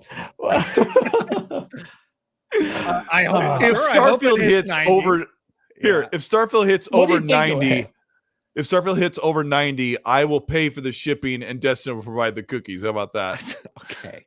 I don't think it's going to happen. Like, why? Because you were concerned about. You were like, oh, this is going to be No Man's Sky. It's going to be no. Let me set this up before you. Is that what I said? I don't know. I'm do you hear? That's how you started the show off. You said Destin and Gaz fight each other. I was like, oh, let's go. Okay. Oh, you didn't say that? Oh, damn it. I got my shout out to over 1,100 people who are here checking. Shout out to 1,100 people who are here watching Gaz try to get free cookies in any desperate attempt possible. We really appreciate it. This is the XNC podcast. I'm here with Gaz, my co-host, and IGN's Destin Legary, and Destin from his channel, which is linked in the description, which you need to go and subscribe because it's pretty easy. Yes. Yes, it's very easy and it's free. But I'll start the preface a little bit nicer than Gaz did, because the very easy comparison is that Starfield looks like No Man's Sky because literally there are only 3 games in the mainstream games industry that are like Starfield. Take it away, Destin. What is going on? People get so insulted if anyone ever says No Man's Sky. If you're unable to recognize that Starfield has elements of No Man's Sky in it, like, I don't know what you're on. There's very clearly inspirations from No Man's Sky. And here's the thing, that's totally okay. Why is it okay? Well, No Man's Sky was like ahead of its time. What it was able to accomplish with space exploration, no game had really done anything like that. So for me, I was like enamored with No Man's Sky, even when it launched and everybody was mad about it because it didn't, like, you've seen all the videos about what Sean Murray said it would have. And I was always like really, really stoked to play No Man's Sky and excited about that aspect of the game. And there are correlations in Starfield that the exploration aspect, some of the space stuff that is available, and that's totally fine. But the one thing it doesn't have is Bethesda's storytelling. And the longer we get away from the launch trailer, my initial reaction was, like a lot of people, oh, it's a lot like No Man's Sky. That's a bummer. I kind of was hoping that Bethesda would do something totally unique and different. But I do think they're going to accomplish that in the long run with their angle at the space adventure, right? It's Bethesda's take on that style of game and that genre. I don't think there's anything wrong with comparing the idea of what No Man's Sky tried to accomplish with some of the things that Starfield is trying to accomplish. Yeah, I do the same I thing. agree with. Yeah, that's right. I don't know what the all right, thanks. So you owe me money now? How does it Wait, what? You said Destin's right. Cookies. No, that's enough. What's next topic? When the mining laser came out, I went, yeah. The mining laser when the was scanner very close. came out. The scanner is even circular. Yes, it was the mining. It was the scanner, and I'm like, uh-oh. And then when the mining laser come out, I'm like, come on. Of course, what Destin's painting is, No Man's Sky had a very infamous launch. Like, it was the most returned or attempted return game of that decade, probably. I don't know. It was pretty crazy. And like Destin said, what they did has been unprecedented. They built a massive game, but it doesn't have all of the, I don't know what, the Bethesda-ness, I don't know what you call it, where you interact with everything and all your choices matter. You can walk into a shop and kill the shopkeeper, and you can no longer shop there anymore. Like, these are things that Bethesda is so special that their games do things that no other game does. You know, you could put the bucket on the guy's head and you could rob him blind, or you could come into the store, pick the lock, come in and steal everything in the middle of the night and get out and no one knows. It's you just don't do that in video games. Starfield's really special, but that No Man's Sky thing really upset people. Gaz, I don't know if you played Elite Dangerous or if you've looked at Star Citizen, but I was just about to say that. Go ahead. What was the question going to be? Like, what's the difference in the well, I mean, it's the other distinguishing comparison. Like, I got it a Yeah. lot. When I made videos about Starfield, I was like, we've already seen it in Star Citizen. You can already do that in Elite Dangerous, and it goes on and on. I loved Elite Dangerous, and that's great. I haven't played Star Citizen yet, but I've looked at numerous videos. I do want to jump into it. I don't know if my PC can handle it that well, but you know what? The good thing about Starfield is that it. When I saw Starfield and some of the Thousand Planets, and I saw the custom ships and also the visuals within the ships and the lighting, and I thought Star Citizen. I'm like, oh my god! It took them, 2011 or something stupid. They've been working on that game and $400 something million to build this game, and then here comes. Hey, time for a second. You made such a great point. Let me. I don't want to get you off track, but the interior of the ships of Starfield look like a freaking movie. And That's cool. when I saw the Star Citizen footage, it looks like Call of Duty. And that's What? go ahead. Crack. What are you talking No, about? it does. No, Star Citizen inside. There's no comparison visually. I've seen a bunch of footage of Star Citizen where it looks like Call of Duty. What? And I really like the lighting in Starfield. Excuse Colt no for cookies for you. singers at that point. No cookies for you. No, well, from what I've seen, Star Citizen looks incredible, and even the interior is just mad. Anyway, maybe we'll do a comparison. Me and you will sit down, whatever. But I mean, Starfield looks great. The promise of Starfield is that it will tackle the problems with Elite Dangerous and Star Citizen, in that there is no meaningful core kind of content that we used to traditionally to accompany the concept of space. Space is intimidating anyway. With Elite Dangerous, they handle it in a certain way, and it's brilliant. And so is Star Citizen, where Starfield seems to do all of that alongside, facilitating that with a core story, with the kind of, we've seen Bethesda's games with their subsystems that, despite big reason why the games are so janky, it's because they have all these multitude of subsystems in the game, and that's around a core narrative and all these factions in there, all the customization in there. They've gone above and beyond, and I think it's like that's the closest you're going to get this generation to a space type game like that is fully fleshed out with the kind of content that you think almost in totality. Obviously, there are compromises made there, especially comparatively in terms of scale and landing ships, in No Man's Sky, like in real time and all of that. I think in No Man's Sky you and won't Star get a game like Citizen, you Starfield. can. I think in No Man's and Star Citizen, you can land wherever you want, but not in Starfield. Yeah, and that's amazing. That's a technical feat. Can we talk about Beyond Good and Evil 2? Where the hell did that go with that engine demonstration where you went in seamlessly in and out of planets? Lies, Ubisoft, lies. But Ubisoft's got their own problems right now.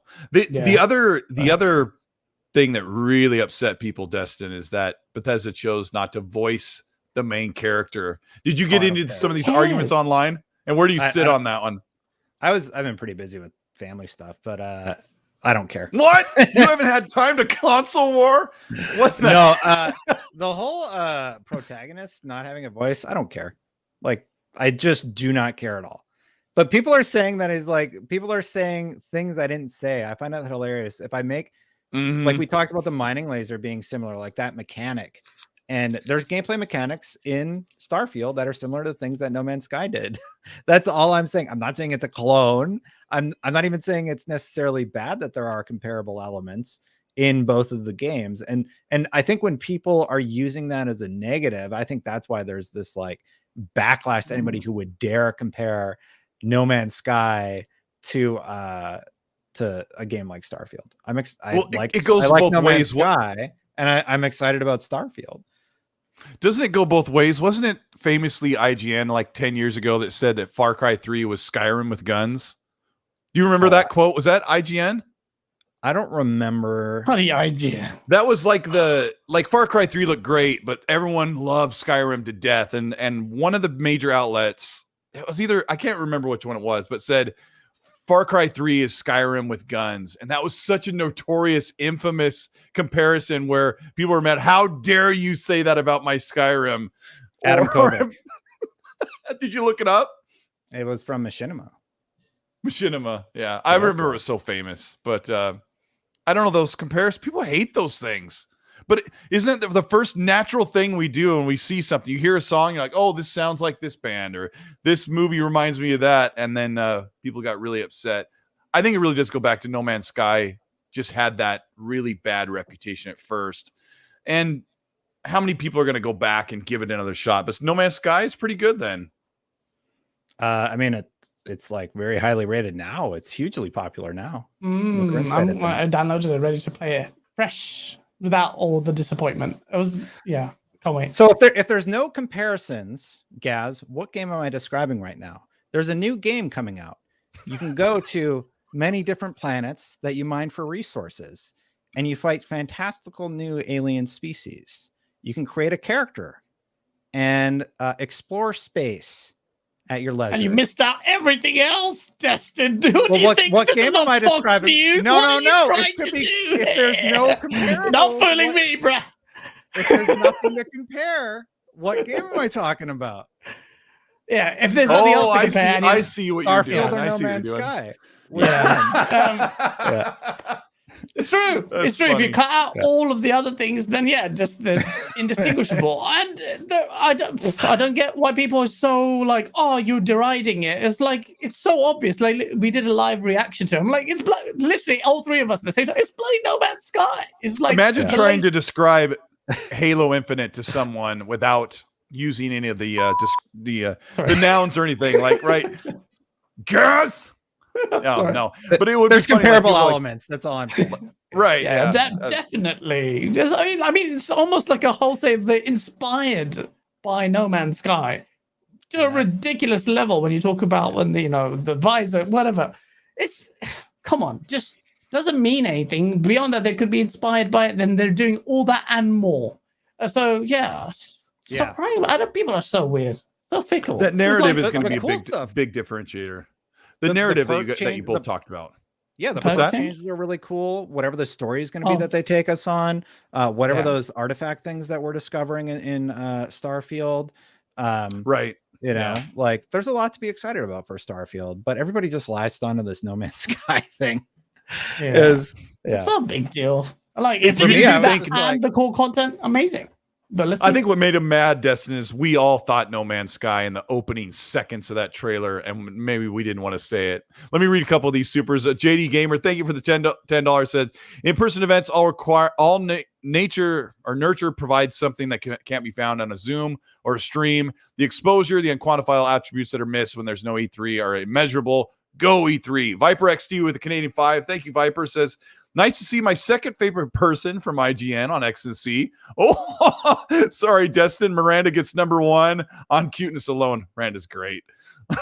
Second favorite. Will you take that, Destin? Awesome. Of course, Miranda's awesome. I'll take second. Yes. That's awesome. JD Game with another 10 says E3 may change, but it certainly doesn't need to go away. Find different new ways to find a game show award method mixed in with being PAX-like event or any other mixture imaginable. I think all these PAX is coming back as well. Red Wolf with the $5 says, I mean, we can walk around inside our ship while it's floating in space, like in Mass Effect. That would be so cool. Shepard Lives. I mean, that game's fantastic. But I would like to spacewalk, but I don't. I can do that in No Man's Sky. Actually, you can walk around on your. Sorry, we're not allowed to compare it to No Man's Sky. I haven't gotten far enough in No Man's Sky to get out of the one-seater, so I wouldn't know. Mike with the Canadian 10 says that Destin, why are gaming outlets not pressing for? Oh, you already got that one. That was the one I addressed. Yeah. That's the one. Shut up, Fabs with the $5 says Final Fantasy VII remake not coming to Xbox got people going crazy. Even King, he means from Iron Lords, was out here calling Sony fans cheap. Can't blame Square Enix for taking a deal. I agree. It's all about money. Churro Bear with the $2 says, oh, dang, you guys got Destin. Yeah, we got Destin here. Thank you so much for being on the show. I said, let's get you on when everything's calmed down because it's been crazy and we've all been exhausted. And plus, he was just traveling. Rich Marang with the $10 says, you have to watch Web of Make Believe. It's a documentary about a swatter who got famous for bomb threats. No, I don't think I want to watch that. His whole life was Halo times 10 and led an innocent man dying on Netflix. Gosh, just leave people alone. Be nice to people, please. Garuda and Trudeau with the Australian 5. Thank you, Garuda. Says much of the recent horse salt stems. This is their words, not mine. Most of the horse salt stems from the realism that this is the last drought for Xbox. This is their last nay, and everyone knows it. Sauce, he says. Destin, you've covered this industry for a long time. You've never seen Xbox in this situation, have you? What situation? They've always had something. They've always had some situation, Cole. They've always had some first-party game, and I know they've got Grounded releasing. They've got Pentiment, which is a very small game from the great mind of Josh Sawyer. But this, even the whole 10 or 8 years of Xbox has no games, this is probably, in my opinion, the lowest they've been in this situation. They got Forza Horizon 5, Hot Wheels. They got Warhammer Darktide coming. Is that cross-platform? They have High on Life. Yeah, no, it's Xbox only. It's Darktide's exclusive for now. Yeah, yeah. Scorn, High on Life.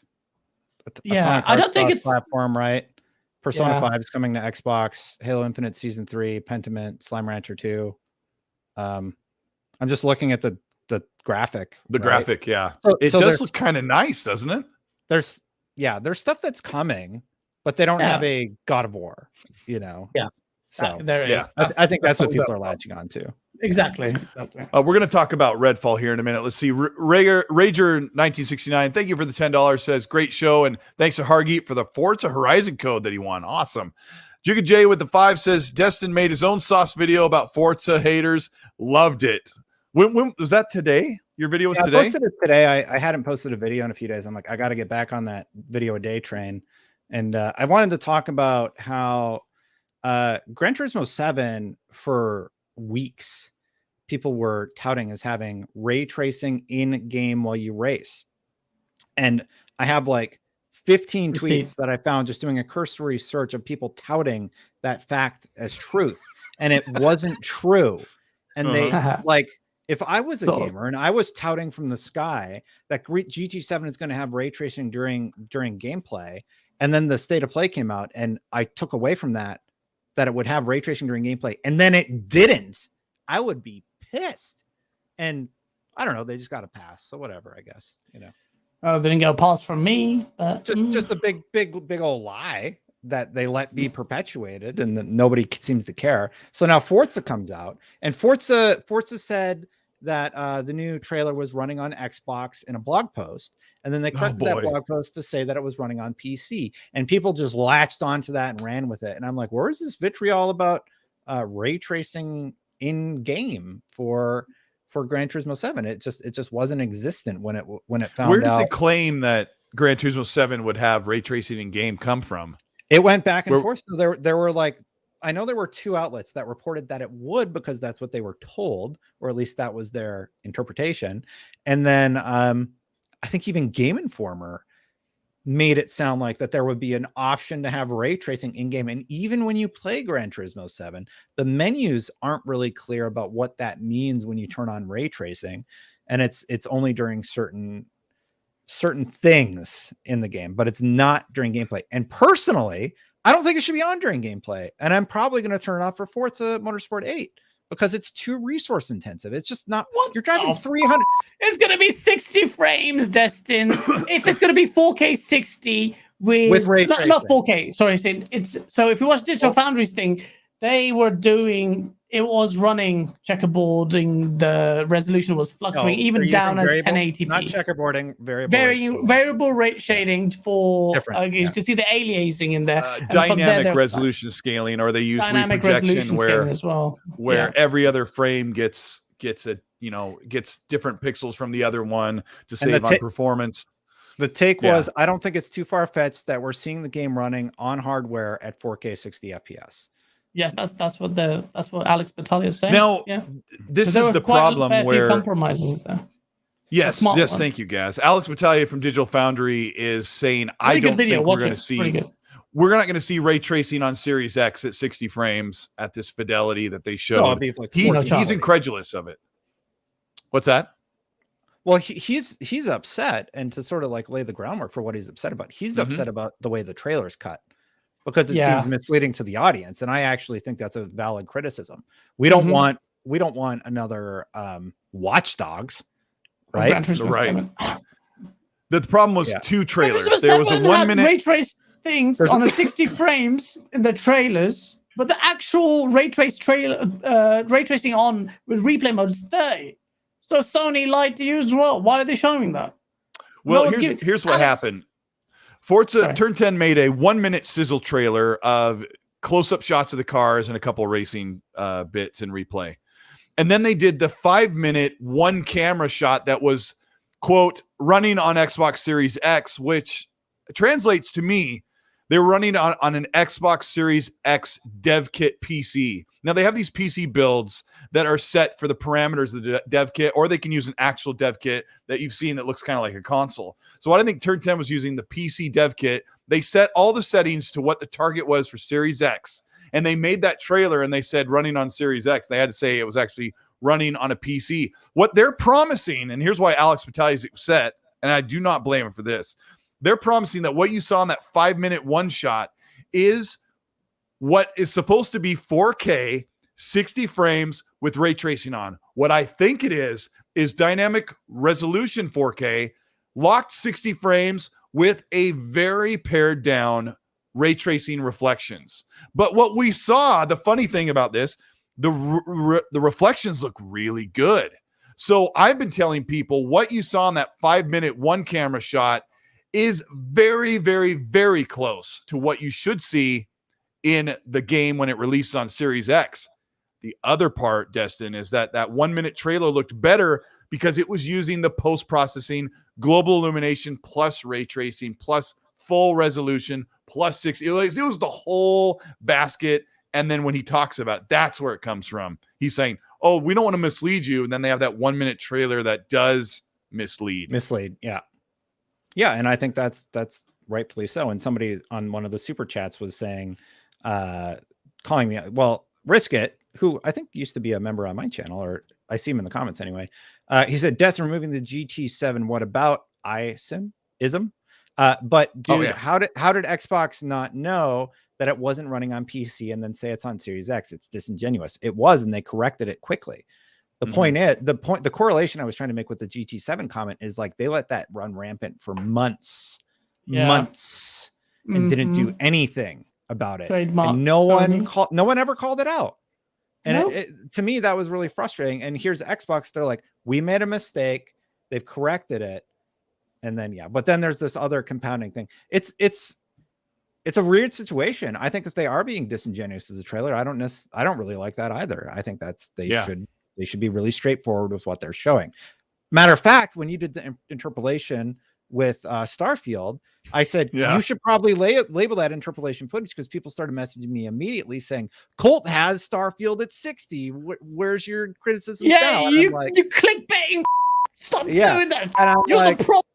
I was like, Colt, maybe you should tell people it's interpolation. That is so funny that it never occurred to me, because for those of you that follow me on Twitter, I put up that little 2-minute clip of Starfield interpolated to 60. And when Destin said he messaged me, where'd you get that? People assume that I had early access from Bethesda for footage that no one else had, which would have been a big deal. And I'm like, oh crap. But of course, my video that I was building, I had it up in the screen the entire time, which is all part of the plan. But I'm like, hey, here's what it looks like. I think the takeaway is that one cut trailer, the 5-minute trailer, is very indicative of what the game will look like. I agree. Because the 1-minute trailer looks very sweetened. Very, it looks very like sweetened. marketing. It's marketing, right? Yeah. It's a trailer to run on TV spots, probably.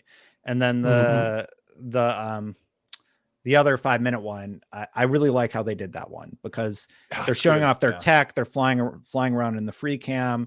And they said I believe they clarified that's what it looks like running during gameplay. I don't think they said that it's running on a Series X. I don't think during the presentation they claimed that was ever running on a Series X. It was a blog post where they claimed that and then corrected it. What I have memory of red font saying running on Xbox Series X. I wonder if that was the RedFall trailer. That one was, I think. Yeah, okay.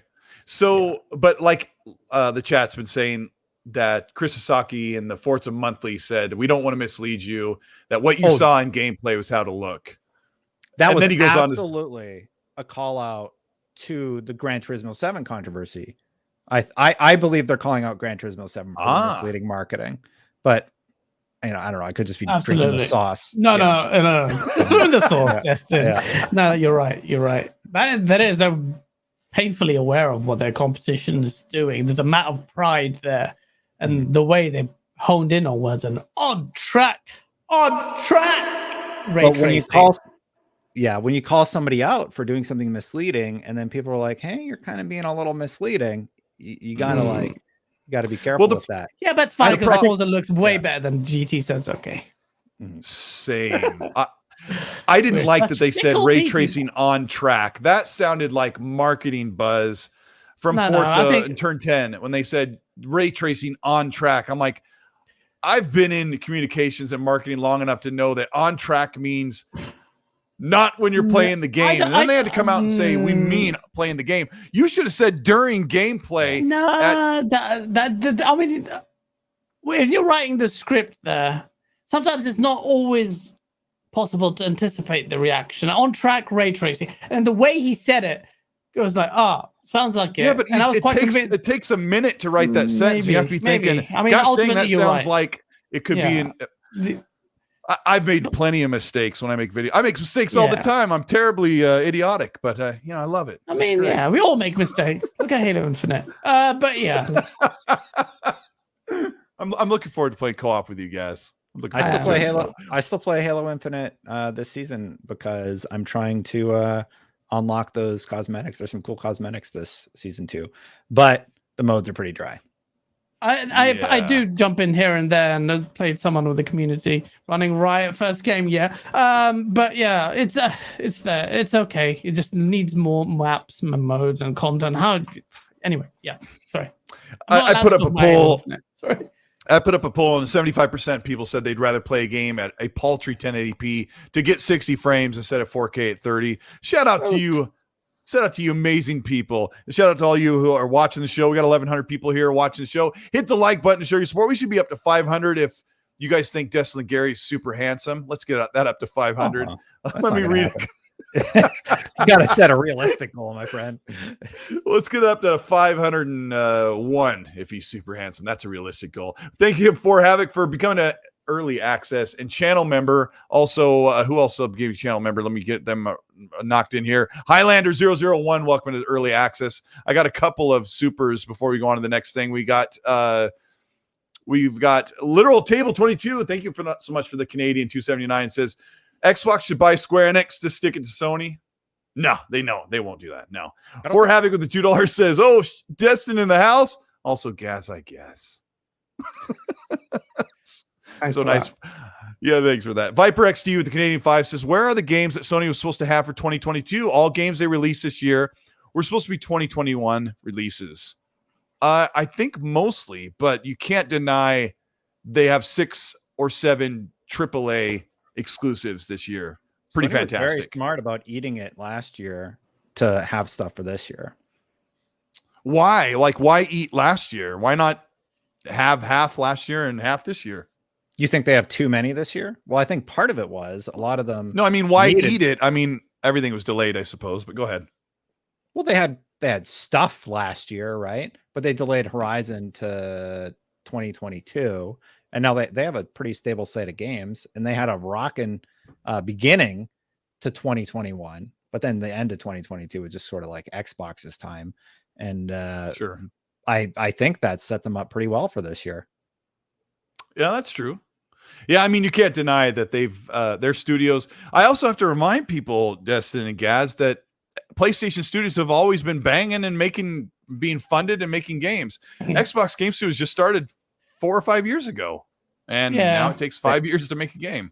They need to get their consistency up, and Phil has said that that's one of their goals.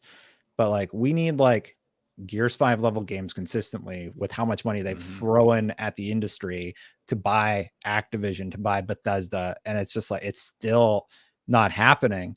And I think people are getting a little impatient at this point. Just general consensus. Yeah. I'm taking my hat off, Red Wolf. Okay, fine. You got luxurious hair, Gaz. Make it happen. Rise of the 5 pound super says, PlayStation would and never could create a game like Sea of Thieves, which gets mocked.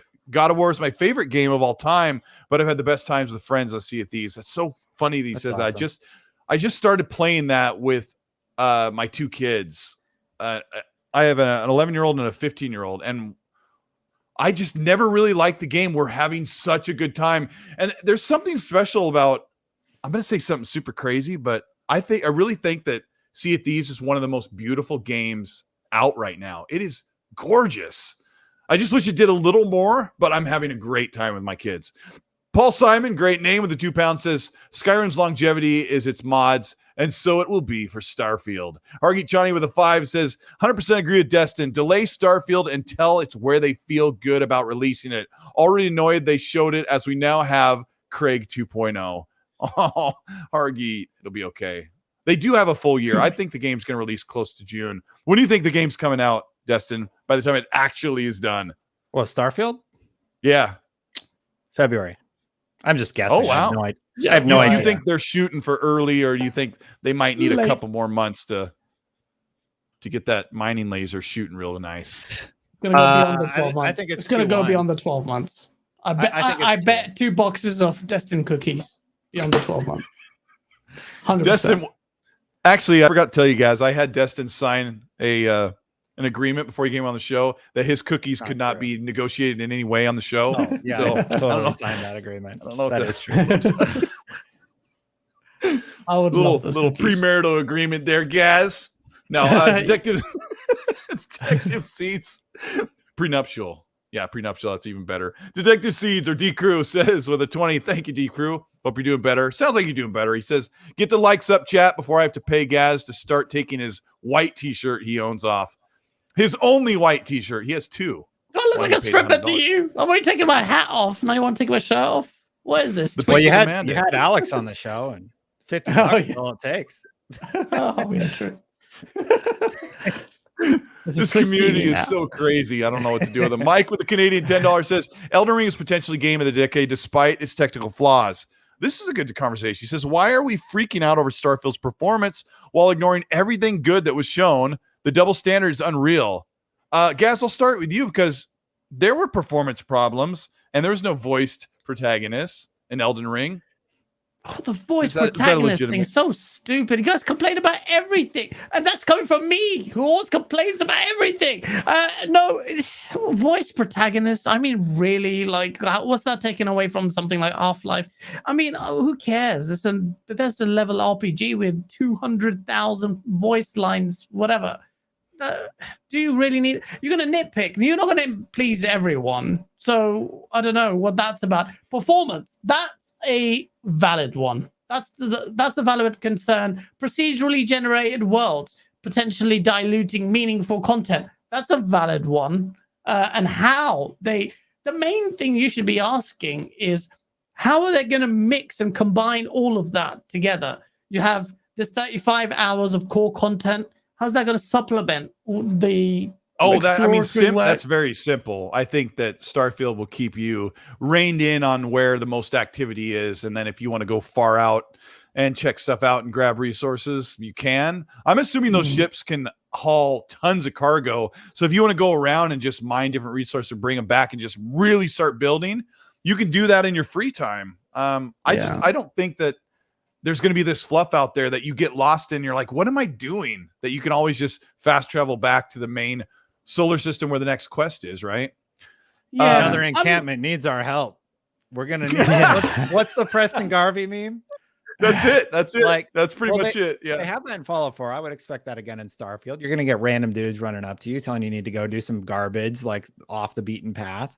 And you're going to run into random people in a bar who will have a great storyline that like is unforgettable. Fallout 3 had one of those where you run into this character who turns out to be an AI, and then you get to choose to expose him to the faction. Yes, that's one of my favorite storylines ever. You get this choice. You know his secret, and you can expose it, or you can keep it to yourself and let him expose it or figure it out on his own. And it's just a really, really excellent. You get that like Blade Runner thing going on in Fallout 3 with that quest, and that stuff's so fantastic. I think people have discounted. Well, like Gaz says, like we've been complaining or we've heard complaints about all this stuff, and you get all that gets lost in the weeds is how when this game comes out next year, it's going to be the biggest talked about game. We're going to be lost in it. We're going to tell our stories. I remember playing Fallout New Vegas with my really good friend when it came out. And I said, have you been over here where this happens? He goes, no.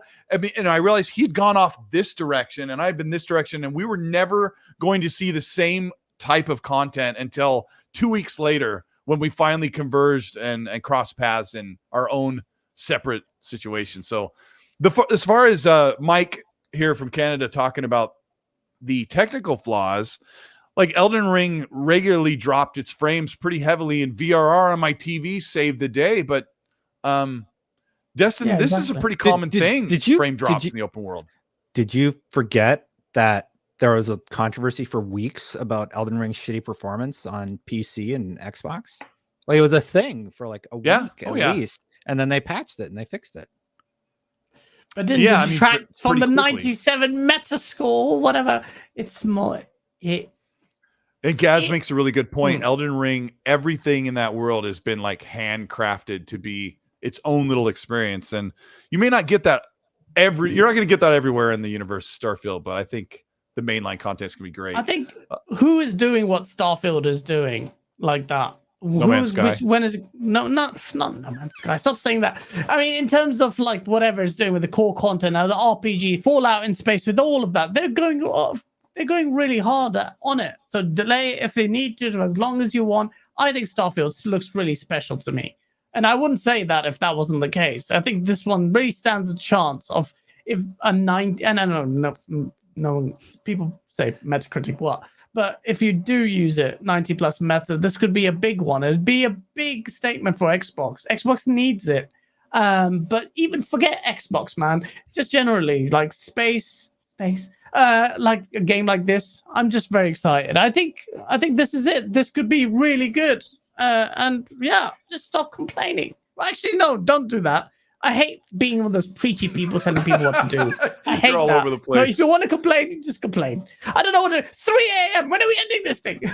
No, but yeah, yes, you are the best. You are the best. I'll move forward. Red Wolf with the $5 says 30 FPS is what I prefer. I don't know why. 60 FPS in some games look slippery and cartoony.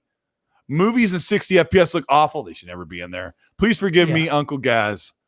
I know where you're coming from, Red Wolf, but games just shine at 60. But they do look like they're shot on video. And Destin and I have like lots of experience in video, and somebody was trying to come at Destin about where did you get this technical work? I was like, he's like, I'm an engineer, and we don't throw around words like interpolation, and I'm like, what? Like, yes, you do. Actually, you do use interpolation in engineering, because I'm also one of those. But very, very interesting. The 60 frames thing. I don't know, but Brutal Enigma with the $2 says 2C weapons and skins reward for exploration. Pushy Polygons with the 20 says, I think it's important to question how the game is calling to the Xbox hardware. Those hooks and resources are important, and a mid-gen refresh or next-gen console could get patched upward. I don't think we're going to get a next-gen console. With a Risky for the Biscuit says, holy McMully, is that Destin? Are we getting a next-gen or a mid-gen console, Destin? No. I think resources are too scarce. Like it's in the war. Like I think that's made it not happening. Yeah. Mm-hmm. Yeah. Siko Yume with the $2 says Xbox should do a 60-minute for 12 months and 30-minute future. Oh, interesting. So the last event was like, here's your next 12 months on Xbox. Yes, I think Gaz and I are both in agreement. Destin, what do you think the sweet spot is for Xbox's next event for time, for how long the show is? Oh, how long? Yeah, how long? I thought the last one was too long. And that was... It depends on what they have. I felt like a lot of the stuff that they showed could have been part of a sizzle, and they could have got that time down a little bit more. Like just thinking on the production side. It was weird to go from Redfall to, what was it? What was Silk Song. Yeah, Silk Song. Like that was such a surprising transition for me. Whatever, Silk Song looks great. I just didn't expect it as a headliner. An hour.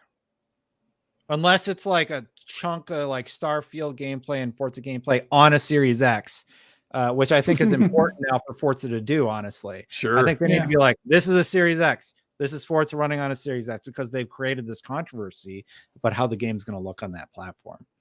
So I would say an hour.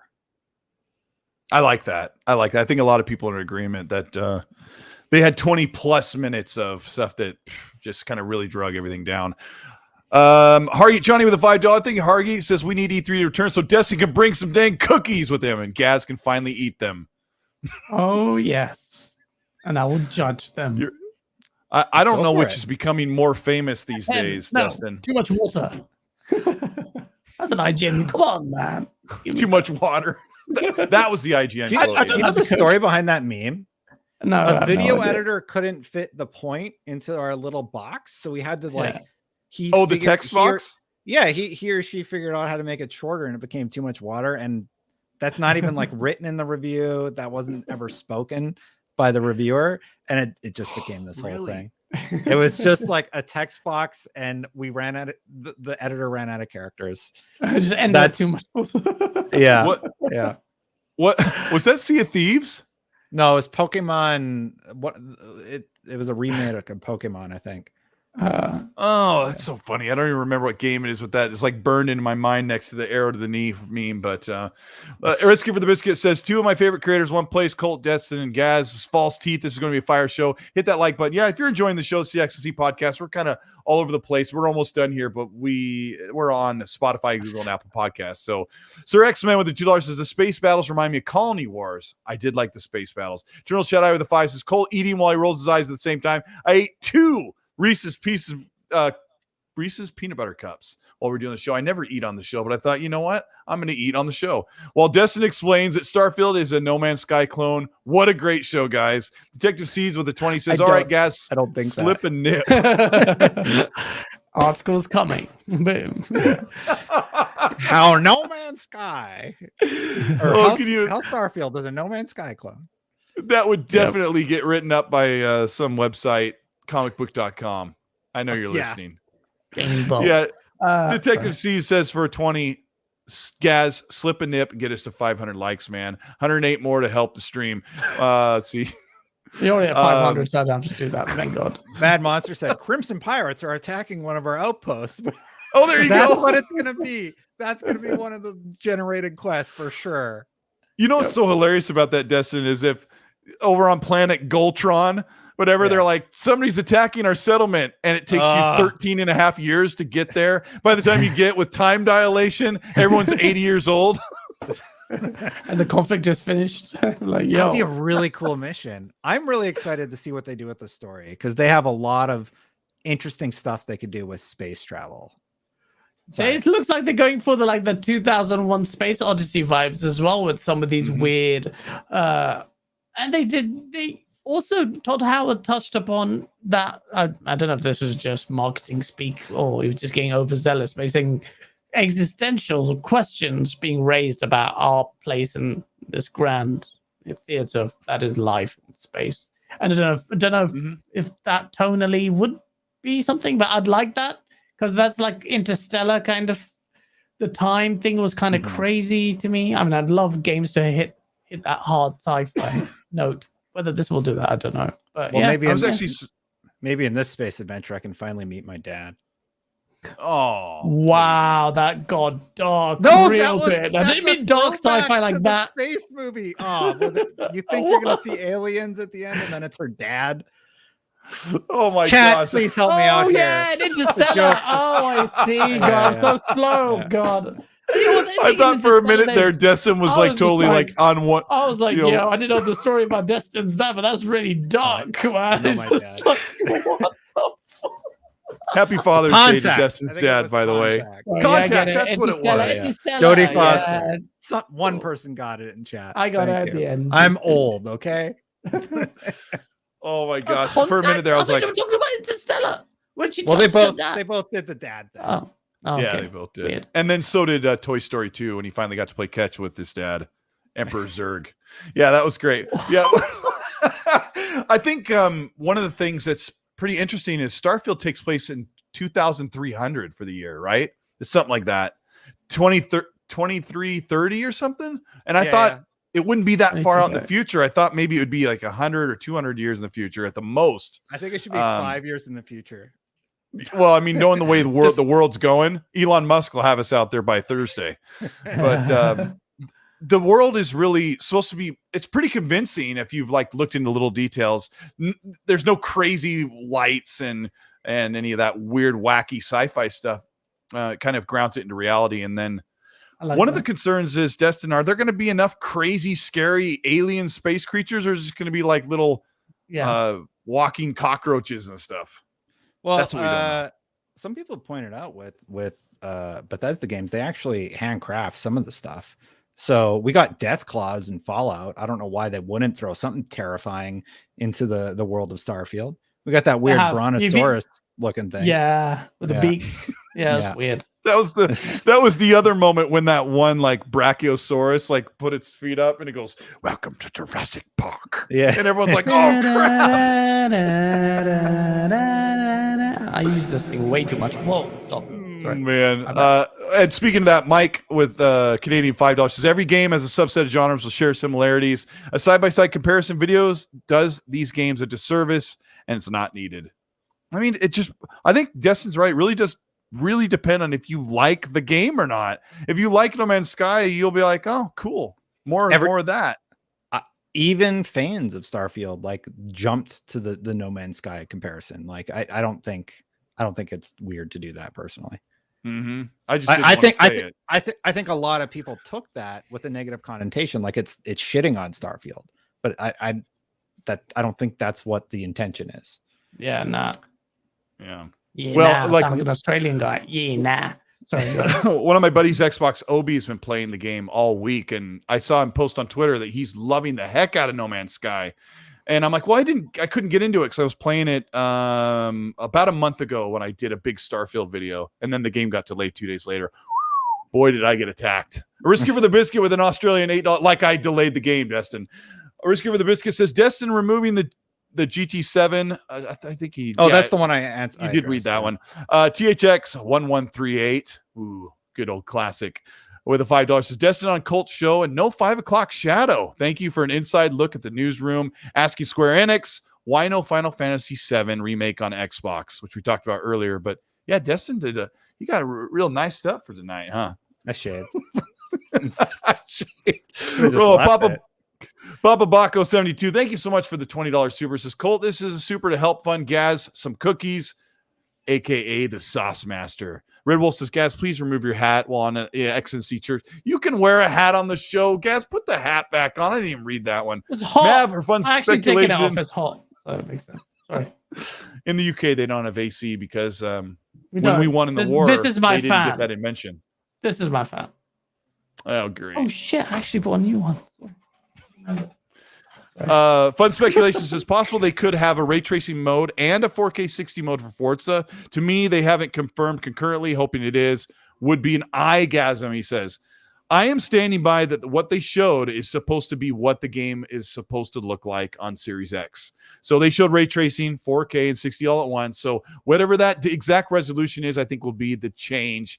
That quality of ray tracing may be lowered a little bit, but we played Ratchet and Clank and we played Spider-Man Miles Morales with a lower quality ray tracing, and we still loved it. The demo was captured in-game on PC, also tested on Xbox Series X for the same visual quality output, and that's what they said when they corrected the article. So that's for that Forza. Is a good way to read it.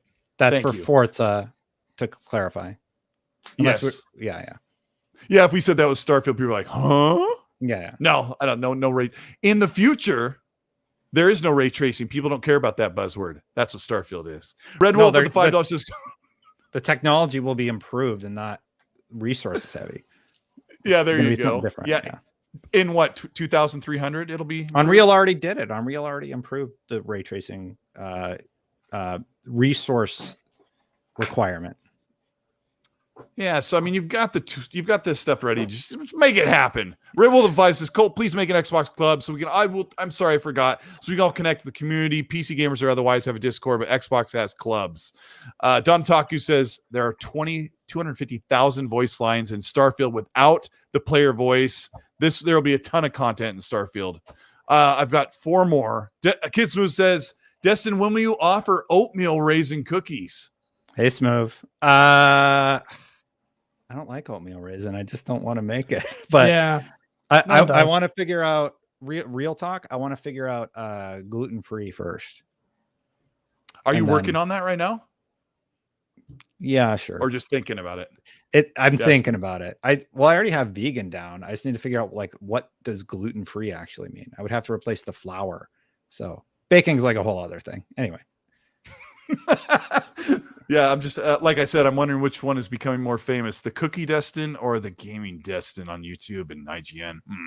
We'll see. Gaming Frontier with the $5 says, I hope there's less mods restrictions when it comes to Xbox version. There's not that many PC level mods on Xbox due to the size limit and no script extender. That's super techy. I don't know what they're going to do. I know that Xbox gets more mods than PlayStation does because of the limitations in the ecosystem, but we'll see. There's the Mad Monsters, the Super You Red. Happy Father's Day, Colt from Red Wolf. Thank you, the father of Xbox. Yeah, happy Father's Day to Phil Spencer, the father of Xbox, I suppose, or same as Blackley. Hargit John, last one. Starfield tries for realism yet has no explosion sounds or has sound in space. And I will end this by saying, with the Starfield discussion, by saying, in space, no one can hear you whine about the game. That's where we're sitting at. But yeah, Gaz. How you doing, buddy? It's super late. Okay. Did you have a good time tonight? I always have a good time. It was good fun. Destiny was fun, even though I made fun of his... Do you still work for IGN? I don't even know anymore. Yeah, a lot of people yes. I thought you started your own thing because you're just like, I can't do IGN anymore. You can't spell it. Was that ignorant without IGN? That thing has been such a meme for ages. But you're still working at IGN. I actually shouldn't have said that knowing that you still work for IGN. Doesn't matter. It's hard at the top, isn't it? I don't get offended. It's good. Good. No, it was fun. It was fun. It was a lot of fun. It was really nice to spend time with Destin. You can take a joke. That's how I know his cookies taste. It's really cool that, because I've been watching Destin's stuff and the IGN stuff for so long, but now he's in a situation where he could go out and do his channel his way, plus do stuff you do at IGN, which that's probably been a nice little, I don't know, creative outlet, right? Yeah. It's really nice. Yeah. Or are you trying to launder into the fact that this is a hard question? You can ask Phil Spencer a hard question. Let me ask you a hard question, Destin. I run a news aggregation site, so it's not like I'm completely absolved from this. But do you think that the audience reliance on publications like IGN is waning and the balance is shifting towards influencers and source people like us? How many subs do you have? I just started. Be nice. That was a little mean. I'm sorry. 11,000. I work hard. Anyway, my videos are better than IGN. Sorry, what? I think what I think that's a interesting question, and I know a lot of people have sort of talked about it. I think IGN's doing fine, like as a brand. I think we're doing not IGN as a brand, but as in generally the landscape of publications versus influencers, content creators. It feels like a longer question that I would want to think about and talk about a little bit more. I don't want to give you a non-answer, but I can hear my wife at the door and she needs help with bath time. So all right. Yeah. All right, Destin, I put your link answer? for the cookies in the chat. There's room for both. Okay. Yeah. Fine. There's room for both. Yeah. We'll see. Okay. Sure I think there's been a nice resurgence of content creators making their way in to the mainstream a little better, which is pretty cool that there's room for both. There's great websites out there. There's IGN, there's GameSpot, and then there's stuff like Kotaku too. Oh my gosh. We won't get rid of that. Destin, you're back to making daily videos, so now's your chance. Since you got to go, tell us what your plan is. Like, what are you going to be covering as we kind of get into this more quiet period? Tell people where they can find your channel. My channel is youtube.com/the Destin channel. I actually have a document of like a bunch of ideas that are sort of like things that I would talk about. So I mean, probably tomorrow I'll post something. It just depends on how well my son sleeps. Honestly, that's as simple as it is. If my son goes to bed and it's good and I can play, like get one level in Diablo Immortal and then make my video, it's all good. But that's largely been tricky for me. Yeah, So well- tomorrow, expect a video tomorrow. Subscribe. I'm terrible at promoting myself. YouTube.com/the channel. I try and make a video every day. I talk about what's going on in the industry, stories that I'm interested, and the audience loves Xbox content. So I try and keep it focused on Xbox. Yeah, thank you so much, Cole, for having me on the show. I like joking around with you guys, and like I feel like I already know Gaz because we joke around on Twitter and stuff, or I see your jokes on Twitter. So I came in and it was very, very comfortable. So I apologize if I was too familiar. For lack of a Don't better have to term. apologize. That's It not felt like even- I was just hanging out with friends, so I joke around like you guys. Yeah, are of like my course, man. BFFs. I've got a harder skin than that. Yeah, you should go slap me around before I start complaining. That's good. I love it. Yeah, we thank really you again. appreciate it, Destin. Yeah, I do feel like we all kind of get to know each other. So the cool thing about the show, thank you for checking it out. We're going to get out of here. We've been kept everybody super late. Thank you for enjoy the rest of your week, and hit the like button on your way out, and we'll check you out on demand, guys. Thanks a lot. I'm naked again.